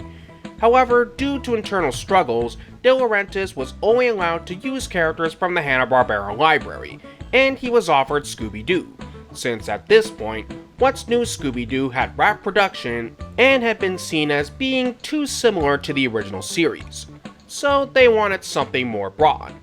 De Laurentiis decided to do a show that solely focused on Scooby and Shaggy and developed the concept in just 3.5 days. With the help of Matt Danner, they added the elements that eventually made up the series. The character of Dr. Fives was created because De Laurentiis was a fan of over-the-top villains, and he specifically wanted Jeff Bennett to voice the character. For the design of the characters, you've no doubt noticed they look radically different from how they normally look. That's because they were redesigned to look like animated versions of their live-action counterparts, which is why Scooby is drawn with simpler dot eyes and Shaggy's hair is longer than normal. It was also the second show after a pup named Scooby-Doo to deviate from the usual Hanna-Barbera style. De Laurentiis has admitted that he wasn't a fan of the new look, calling it dark compared to previous incarnations. This was also the first series where Casey Kasem doesn't reprise his role of Shaggy. Instead, the role went to Scott Menville, but Kasem does appear as the voice of Uncle Albert. Another aspect that was changed for the show was that they significantly toned down Scooby and Shaggy's cowardice tendencies and instead showed the two as being rather skilled. Similar to what had been done on the 13 Ghosts of Scooby-Doo, it deviated from the regular crooks disguising themselves as monsters and ghosts formula. Also, while Fred, Daphne, and Velma don't play major roles, they aren't completely forgotten like in other incarnations, as they do make small appearances and cameos in certain episodes. The reason why was because De Laurentiis wanted Shaggy and Scooby to develop as individuals and provide a contrast to how they've matured. Then we have Legion of Superheroes. Developed by Amy Wolfram and adapted from the DC Comics series of the same name, the show centers on a young Superman's adventures in the 31st century, where he fights alongside the titular group, consisting of Bouncing Boy, Brainiac 5, Lightning Lad, Phantom Girl, Saturn Girl, Timberwolf, and Triplicate Girl. Months before the series premiered, the Legion had first appeared in the Justice League Unlimited episode Far From Home, which led audiences to think it was intended as a backdoor pilot for a DCAU spinoff. However, producer James Tucker clarified that the series was created from the ground up. At the 2006 Comic-Con International, the production team didn't officially state whether or not legal issues involving the ownership of Superboy affected the series or if changes were made in order to tie the series in with Superman Returns. While no official answer was given, there was one significant change made. See, the original press release initially referred to the character as the Young Superboy, but a revised press release published later in June referred to him as a Young Superman. Next, there's Krypto the Superdog. Developed by Alan Burnett and Paul Dini, similar to in the comics, Krypto gets sent to Earth in a rocket after Krypton explodes, and upon entering the solar system, he is fully grown and is given a collar and ID with an intergalactic communicator. After landing on Earth, Krypto possesses superpowers similar to Superman's. Afterwards, he gets adopted by a 9-year-old boy named Kevin Whitney, whom Superman arranges for him to stay, as he's far too busy saving the world to take care of Krypto himself. While staying with Kevin, Krypto poses as an ordinary dog when around his family, but he also adopts a secret superhero identity to do superheroic deeds just as Superman does. Whether he lurks alone or with his allies, Streaky the Supercat, Ace the Bat Hound, and Stretch-O-Mutt, and a group of alien dog superheroes called the Dog Star Patrol, Krypto fights the various evil forces that threaten both Metropolis and the entire Earth. The show first premiered on Cartoon Network a year earlier on March 25, 2005, coinciding with the 50th anniversary of the character's comic debut. Notably, instead of continuing in the style of Superman the Animated Series, Krypto was produced in a manner reminiscent of the shows from Hanna-Barbera from the 1960s to the 80s, even including the use of the classic sound effects, the animation style, and having veteran Hanna-Barbera designer Iwano Takamoto as a creative consultant.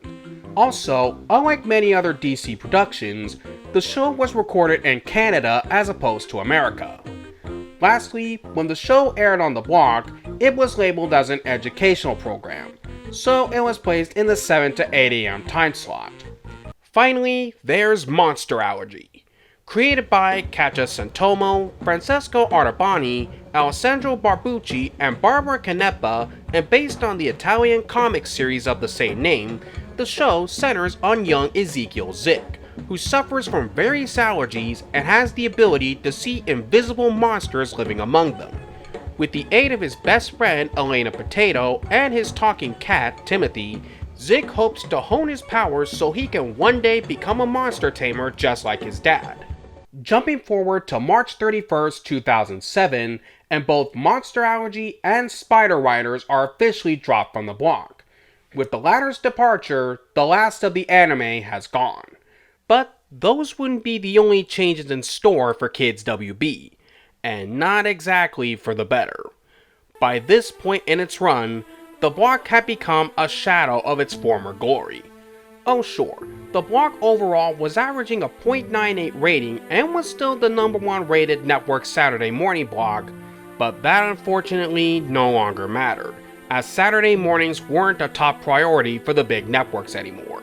What didn't help either was that around this time, the FCC began to tighten restrictions on children's advertising, and more specifically on food ads, which dealt a huge blow to their ad revenue. As a result, their in-house staff was drastically cut down to only 10 employees. So, much like the other network blocks, in an effort to reduce costs on producing newer shows, they decided to outsource the programming to an outside company.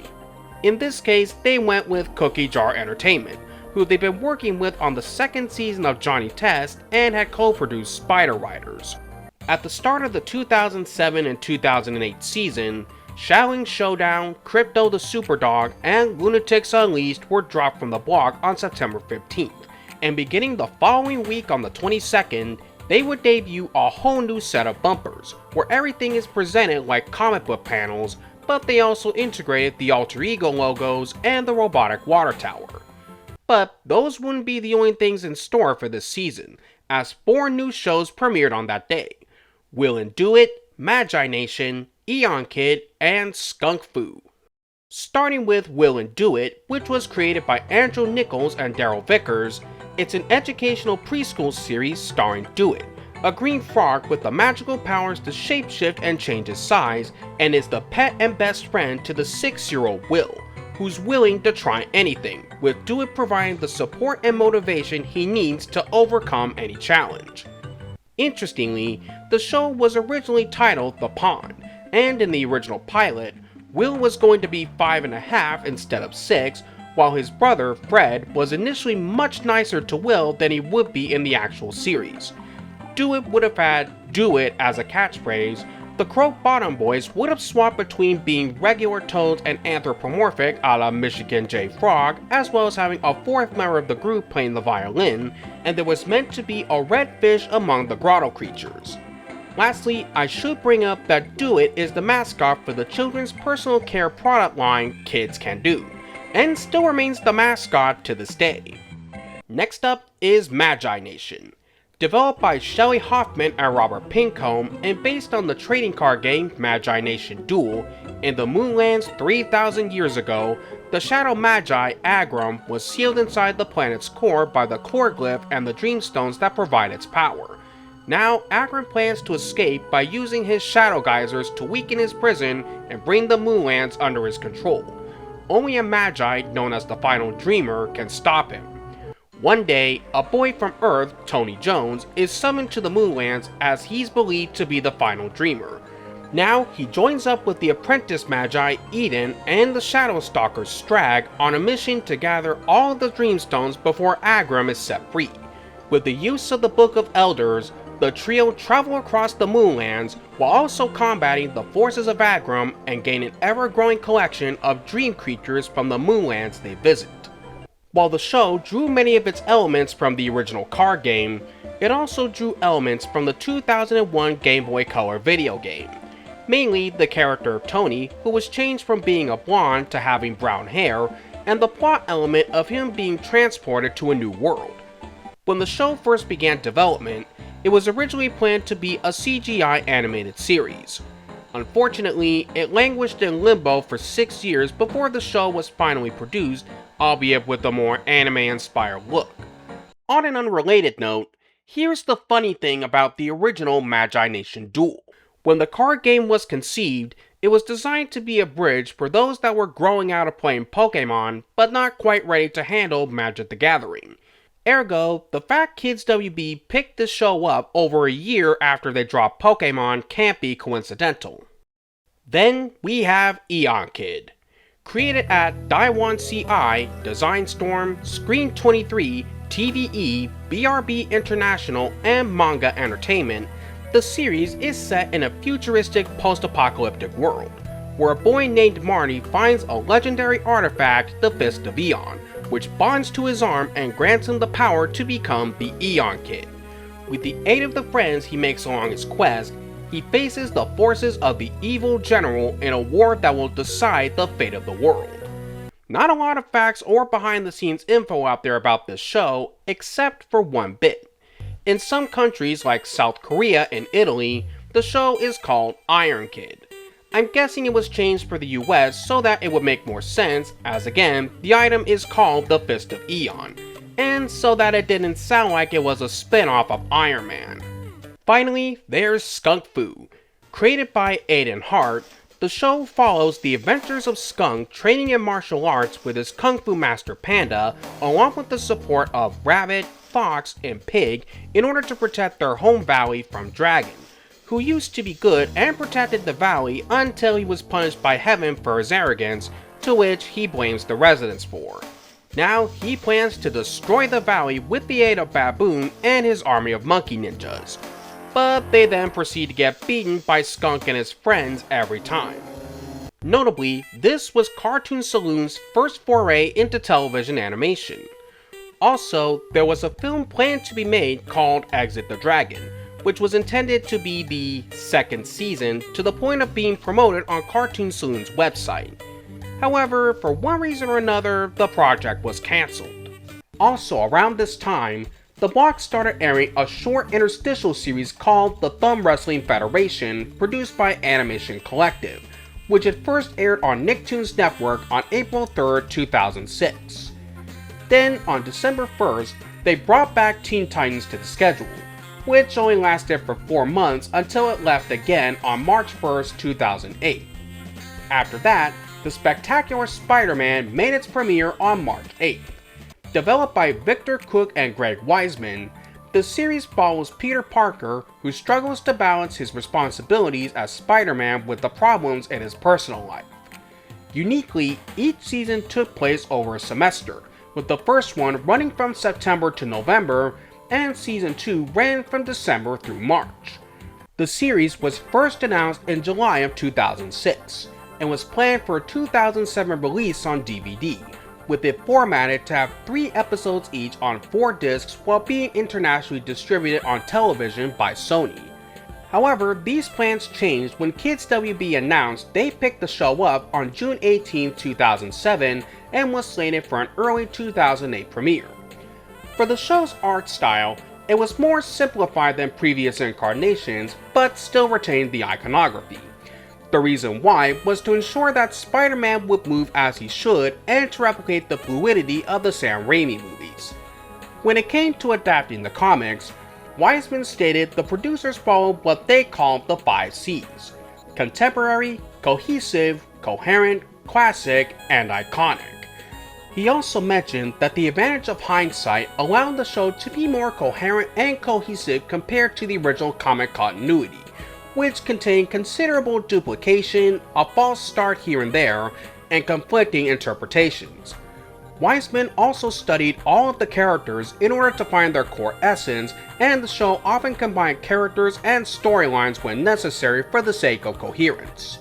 Weisman had also hoped the series could reach 5 seasons, which would make 65 episodes total, but that never happened, as only 2 seasons of 26 episodes were ever produced. Then, the next week on March 15th, the block saw the premiere of its final new show, World of Quest. Developed by Steven Sestarsik and Stephen Cuden and loosely based on the graphic novel series by Jason T. Cruz, the show focuses on Prince Nestor, the heir to the throne of the land. However, his parents, the King and Queen of Odyssea, have been captured by Lord Spite. In order to defeat Spite and free his parents, Nestor has to find the legendary Shatter Soul Sword. However, given that he's a scrawny and short 13-year-old, he has to recruit the legendary warrior, Quest. Through an unsubtle mean of tricking Quest into reading an alliance spell that forces him to do whatever Nestor commands, Quest has no other choice but to serve as his bodyguard and accompany Nestor on his mission to find the sword. Despite not having the greatest relationship, the two have to work together in order to find the 5 pieces of the Shatter Soul Sword and defeat Lord Spite and his henchmen. Now, if you're an avid fan of the books, you might ask, why exactly was the show so different from the books? Easy. It didn't have any involvement with the original author. You see, Jason Cruz had initially signed on to adapt his graphic novels into a series in the US, with the guarantee of having full control over the series. But because of the downsizing they were going through, Kids WB couldn't afford to produce the show in-house. So they decided to outsource the production to Cookie Jar. And that's where everything went wrong. Because of this decision, Cruz lost all of the rights to his work, and it allowed Cookie Jar to do whatever they wanted to with the property without Cruz's involvement. Though they did give him the credit of creative consultant, that obviously did not fly well with Cruz. After that, Shaggy and Scooby-Doo Get a Clue left the block on March 22nd, then followed by Legion of Superheroes on April 5th.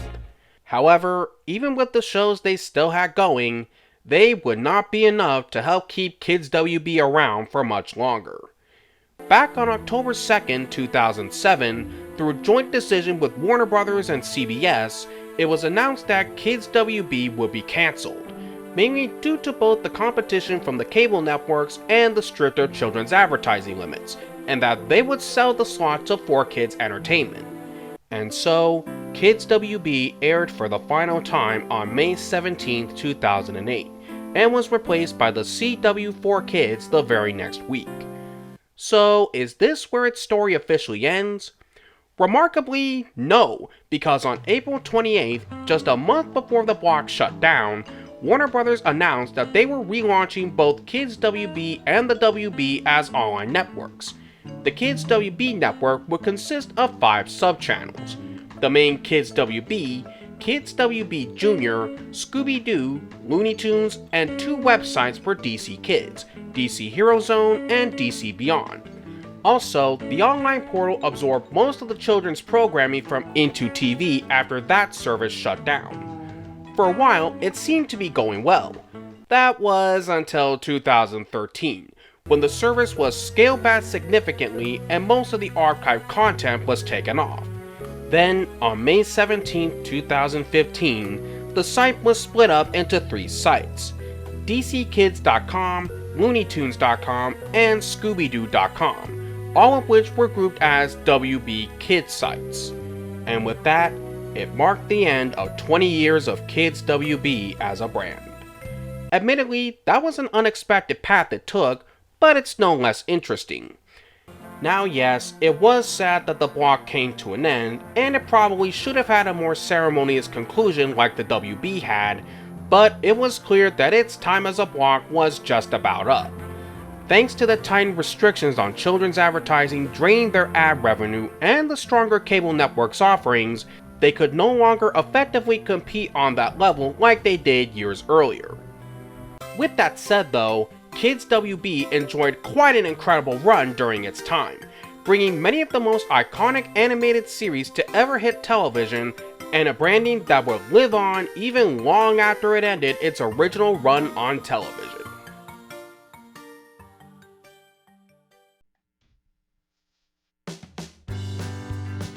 All in all, Kids WB was one of the most successful and popular network children's blocks in the history of television. With its large offerings of fun comedic and action-adventure shows the other networks couldn't match, fun bumpers that brought all of the shows together, and just having an overall fun charm and energy some of the other blocks didn't have. Even though the block is long gone, its legacy continues to live on, thanks to all the VHS recordings that have been uploaded on YouTube. I hope you all enjoyed this video and that it gave you a great and deep insight into the history of the block. If you'd like to watch more videos like it, please be sure to subscribe to my channel and leave a like and a comment on this video. With all that said, what were some of your favorite shows that came out of Kids WB? Until next time, this is Media Nutso saying, thank you all for watching, and I'll see you on the next one.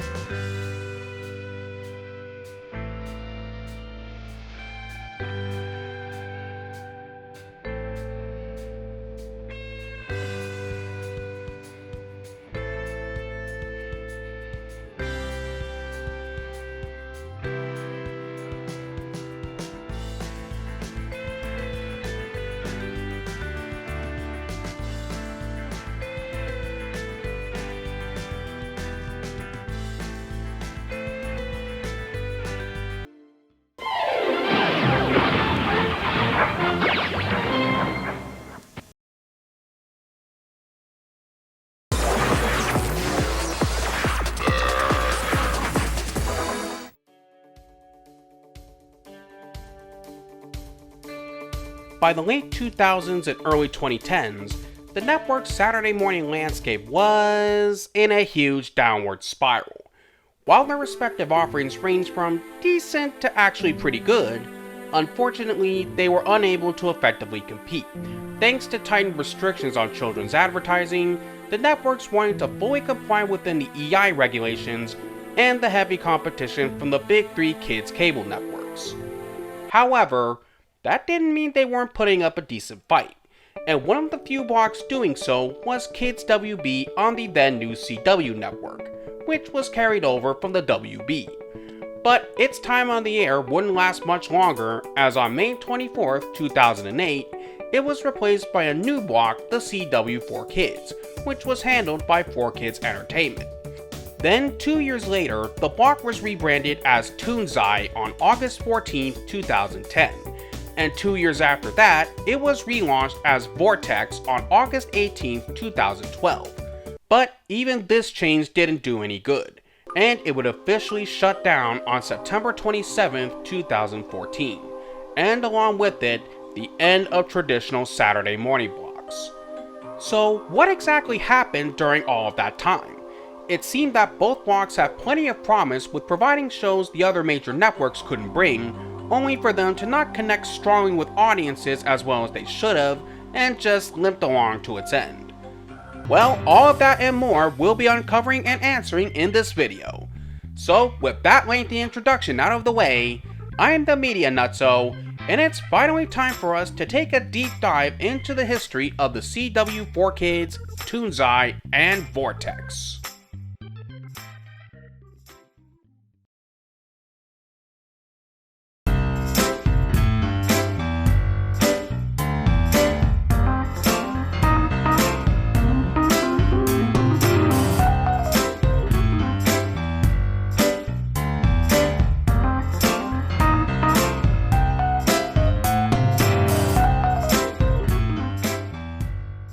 Of course, before we can truly get things going, we first need to lay out the foundation of how the CW4Kids came into existence.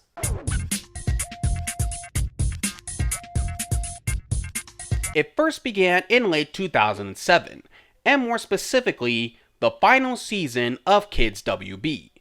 Sadly, at this point, Kids WB was now a hollow shell of its former glory.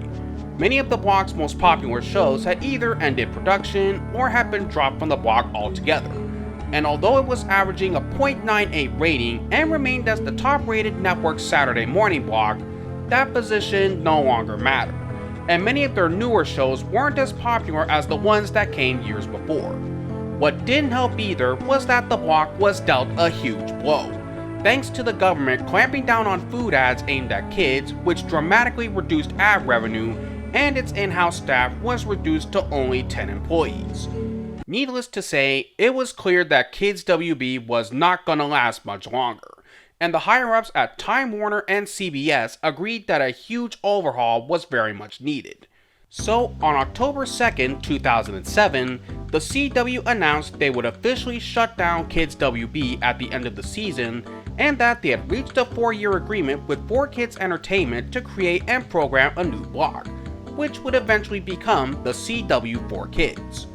During this same time, 4Kids have been having great success with handling Fox's Saturday morning block for 6 years, which first began as the Fox Box in 2002 and was later rebranded 4Kids TV in 2005. By 2008, however, both parties were having various issues, like 4Kids not having paid Fox for the time lease in a good while, and Fox not securing the 90% clearance for the block due to many of their affiliates refusing to carry it and not being able to get any secondary affiliates to pick it up. So, on November 10, 2008, 4Kids announced that 4Kids TV would end its run on Fox, which it did a month later on December 12th. Alright, flipping it back over to the CW, Kids WB would air for the very last time on May 17, 2008. And the next week on the 24th, the CW4Kids made its network debut. So now that we've got all of that laid out, it's high time we take a deep look at how this block played out.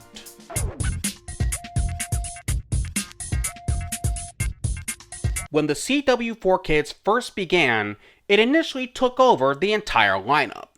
Now, I know many of you are saying, well, no duh, of course they took it over. That's what was asked of them. Yes, but I also meant it literally. Likely due to contractual obligations, for the first couple of months on the air, the block carried over all of the shows from Kids WB's final lineup, which included Johnny Test, Eon Kid, Magi Nation, Skunk Fu, The Spectacular Spider-Man, Tom and Jerry Tales, Will and Do It, World of Quest, and a little later on, The Batman. They even repurposed nearly all of the bumpers that were created during that season, but changed all mentions of Kids WB with the CW4Kids.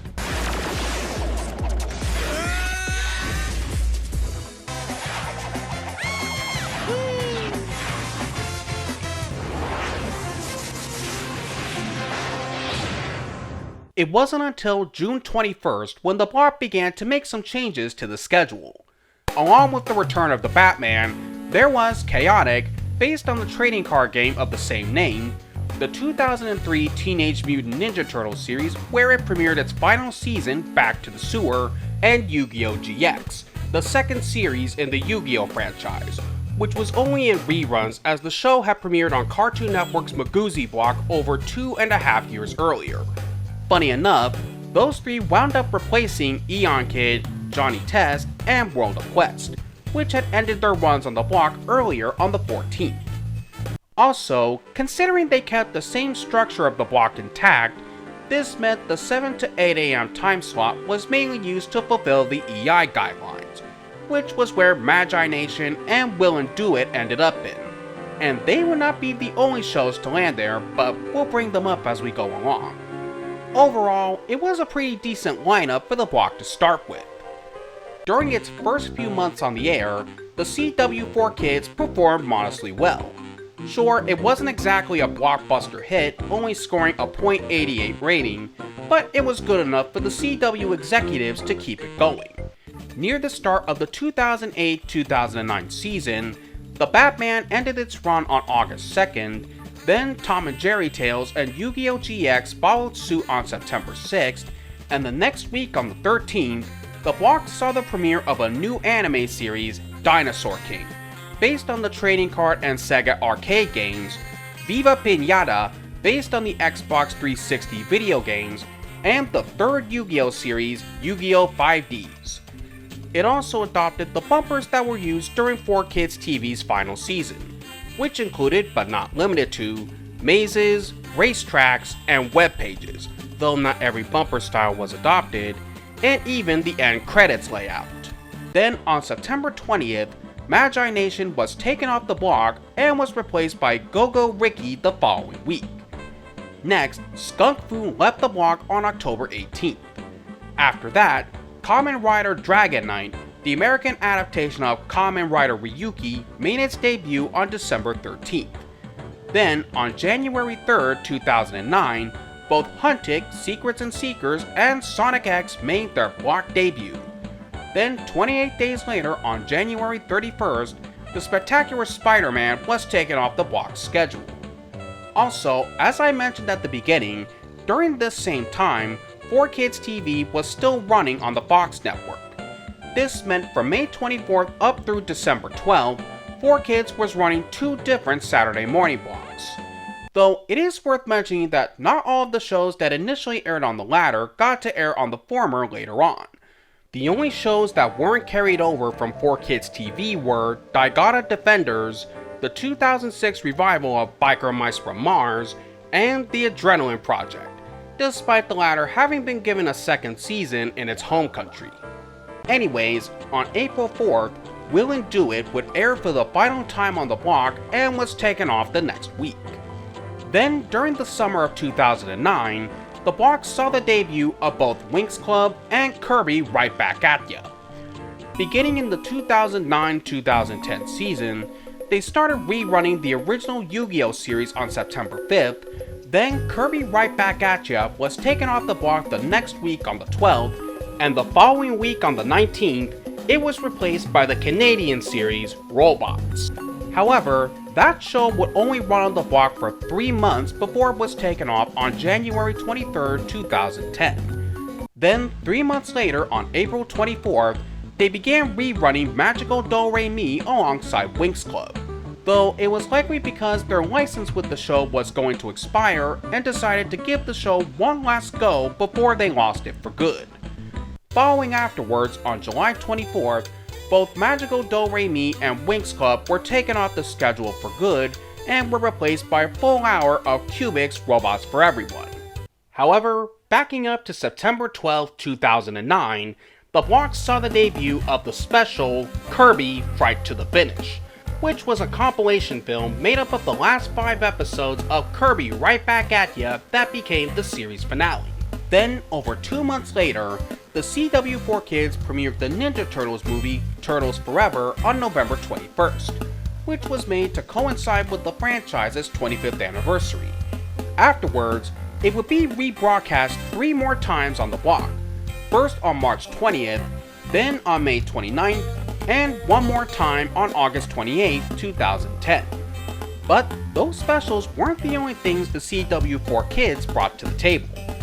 They also aired various short series of interstitials during this time, which included 2 short series from Go-Go Ricky, Go-Go Toons and Go-Go Wiki, Pat and Stan, a short French animated series that originally aired as a part of the programming block Tifu, TMNT Mayhem from Mutant Island, a mini-series that first aired on both 4Kids website and on the block in between Back to the Sewer and Chaotic, which was then later re-aired as a single episode, the CW4Kids Vault, which showcased clips from Viva Pinata and Skunk Fu, and finally, there were the Magical Do-Re-Mi Witchling sing-alongs, which were carried over from when the show aired on 4Kids TV.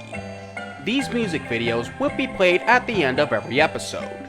With all that said, even with those specials and shows being rotated in and out, it didn't exactly help boost the block's ratings. Not that it was tanking, though it was steadily declining, just that it wasn't growing the way they'd hoped. Thus, in order to reinvigorate the block, it was decided some big changes were needed. So, on April 27th, 4Kids announced that the block would be rebranded as Toonzai, which would take effect on August 14th, though the CW4Kids name would remain.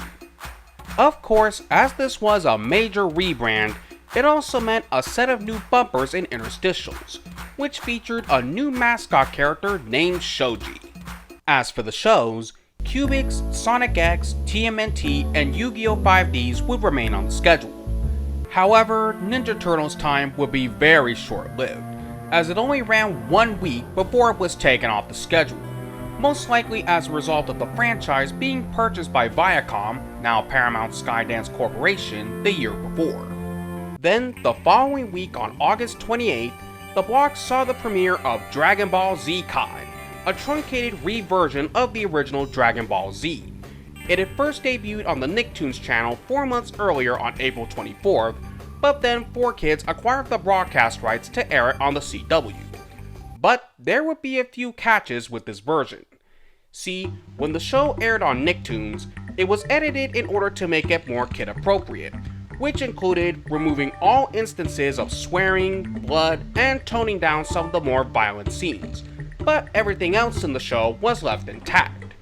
When it came to the Toonzai broadcasts, however, they took it a step further and were home to some of the most notorious anime edits ever made. Yep, this is where the Blue Mr. Popo edit came from, along with other ridiculous edits, like removing Shenron from the intro, adding sparkles to explosions, and changing halos over characters' heads to glowing balls. Obviously, this was all done so the show could fully adhere to the CW's standards and practices, but still. However, even with these egregious changes, the show itself performed pretty well, pulling in about 1 million viewers. Okay, enough of that tangent.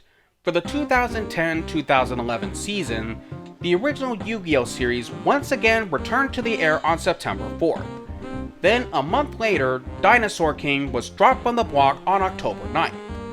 Next, Cubics would leave the block on February 12, 2011, and was replaced by Magi Nation the next week. Go figure on that one, but it'll get weirder later on. The 2011-2012 season began with Yu-Gi-Oh! 5D's concluding its run on September 10th, and in its place was the premiere of Taichi Chasers on the 17th. After that, the fourth Yu-Gi-Oh! Series, Yu-Gi-Oh! Zexal, would make its debut on October 12th. Then a few months later, Magi Nation was taken off the block for good on February 11th, 2012. And this is where the weird part I mentioned earlier comes in. The next week on the 18th, Cubix made its return to the block. Yep, they replaced Magi Nation with the very show that it itself replaced. It's crazy, I know. Anyways, on March 24th, Toonzai saw the broadcast of the 12-episode miniseries Yu-Gi-Oh! Capsule Monsters, which ran until April 28th. However, by this point, the block's run was not going to last much longer. Now, you may wonder, what exactly am I talking about? See, back on March 24th, 2011, 4Kids had been sued by Nihon Ad Systems and TV Tokyo, claiming that they had made illegal agreements with other companies, namely Funimation and Majesco Entertainment, that allowed 4Kids to collect royalties from the Yu-Gi-Oh! Franchise without having to pay a portion of it back to either NAS or TV Tokyo. To make a long story short, the result of this lawsuit led to 4Kids filing for Chapter 11 bankruptcy protection.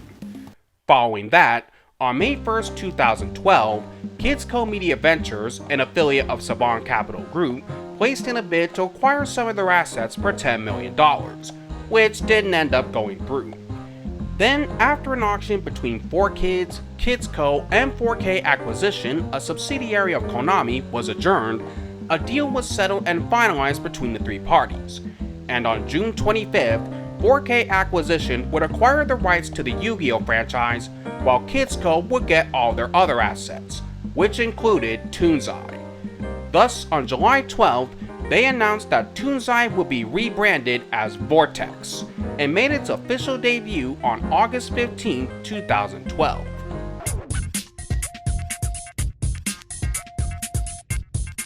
When Vortexx first started near the beginning of the 2012-2013 season, like before, it carried over many shows from its predecessor, namely Cubix, Dragon Ball Z Kai, Yu-Gi-Oh! And Yu-Gi-Oh! Zexal.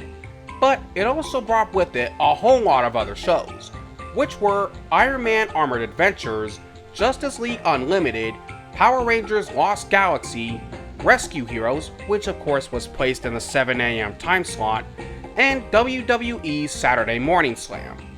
Also, it is worth mentioning that by this point in its run, Vortexx had become the last of a dying breed, as with the exception of the 7 to 8 AM hour, it was now the only non-educational network Saturday morning block still running.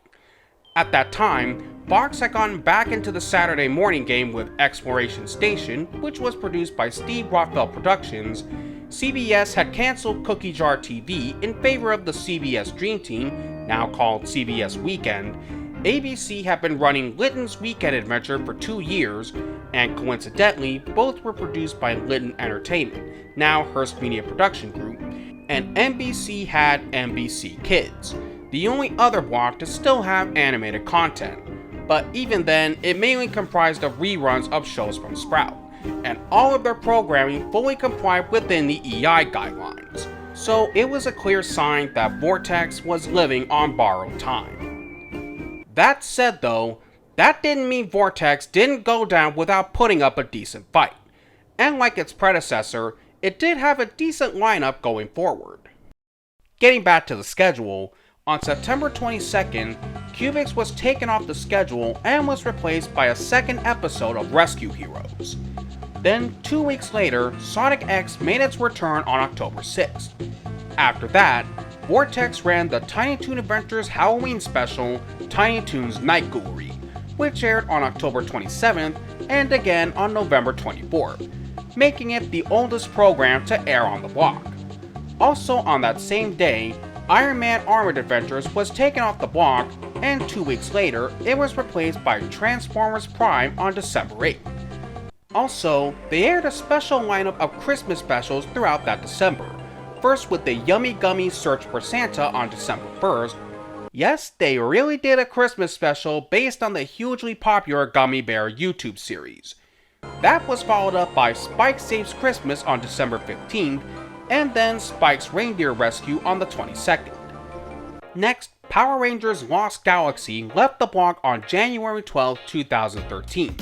Then, The New Adventures of Nanoboy premiered on March 9th, which took over Rescue Heroes Full Hour for over a month until April 20th when they brought Rescue Heroes back and reduced it to 1/2 hour showing. And from there, it would run for 4 months alongside Rescue Heroes until it left on August 10th. Afterwards, WWE's Saturday Morning Slam was taken off on May 11th, followed by Transformers Prime on June 1st, and on July 13th, the Canadian series Bolts and Blip premiered on the block, notably making it the last new animated series to premiere on network Saturday mornings.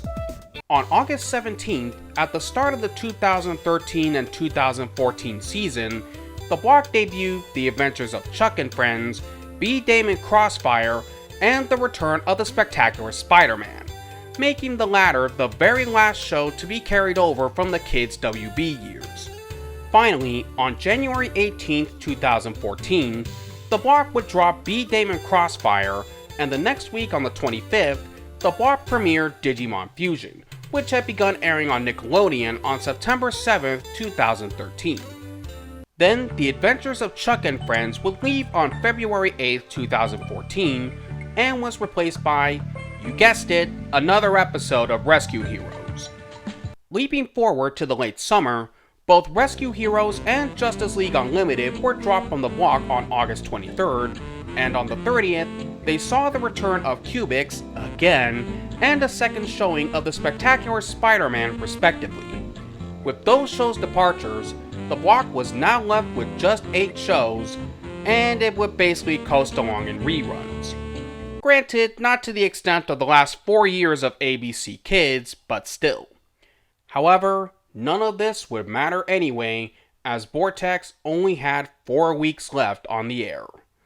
On June 5, 2014, the CW announced they were going to cancel Vortexx altogether in the fall and made an arrangement with Linton Entertainment to program a new block that would fully fulfill the EI mandates, which would become One Magnificent Morning, and it would make its premiere on October 4th. And as mentioned earlier, Linton was also programming CBS Dream Team and Linton's Weekend Adventure at that same time. That, along with the matter of declining ratings, decreasing ad revenue, and the pivot toward cable networks and video on demand.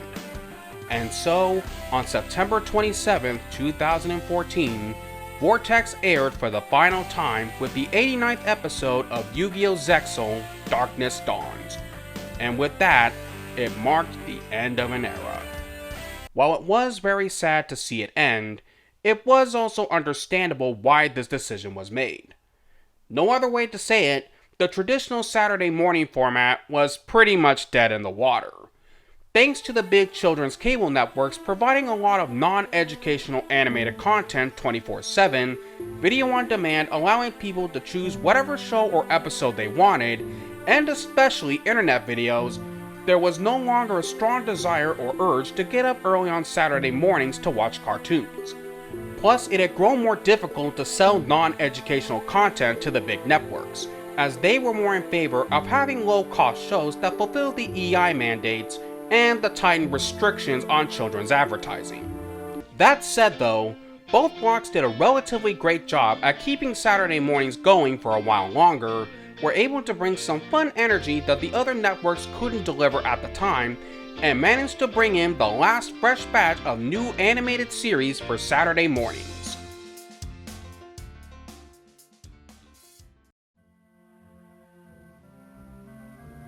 In conclusion, the CW4Kids, Toonzai, and Vortexx were fun and creative blocks. While they may not have been the biggest hits, overall they were able to stand out thanks to them being the last of the non-educational blocks on network Saturday morning, and were successful in bringing unique shows you really couldn't get from the other big networks, especially during this time. Even if it did mark the end of an era for television, they still left an impression with many people who were able to catch them at the right moment. I hope that you all enjoyed this video and that it helped give you a fun insight into the history of the two blocks. And if you did, then please leave a like on the video, subscribe to my channel, and leave your thoughts in the comments down below. With that said, did you watch either block when they were on? What were your favorite shows from each? And were you sad to see it all end? Until next time, this is Media Nutso saying, thank you all very much, and I'll see you on the next one.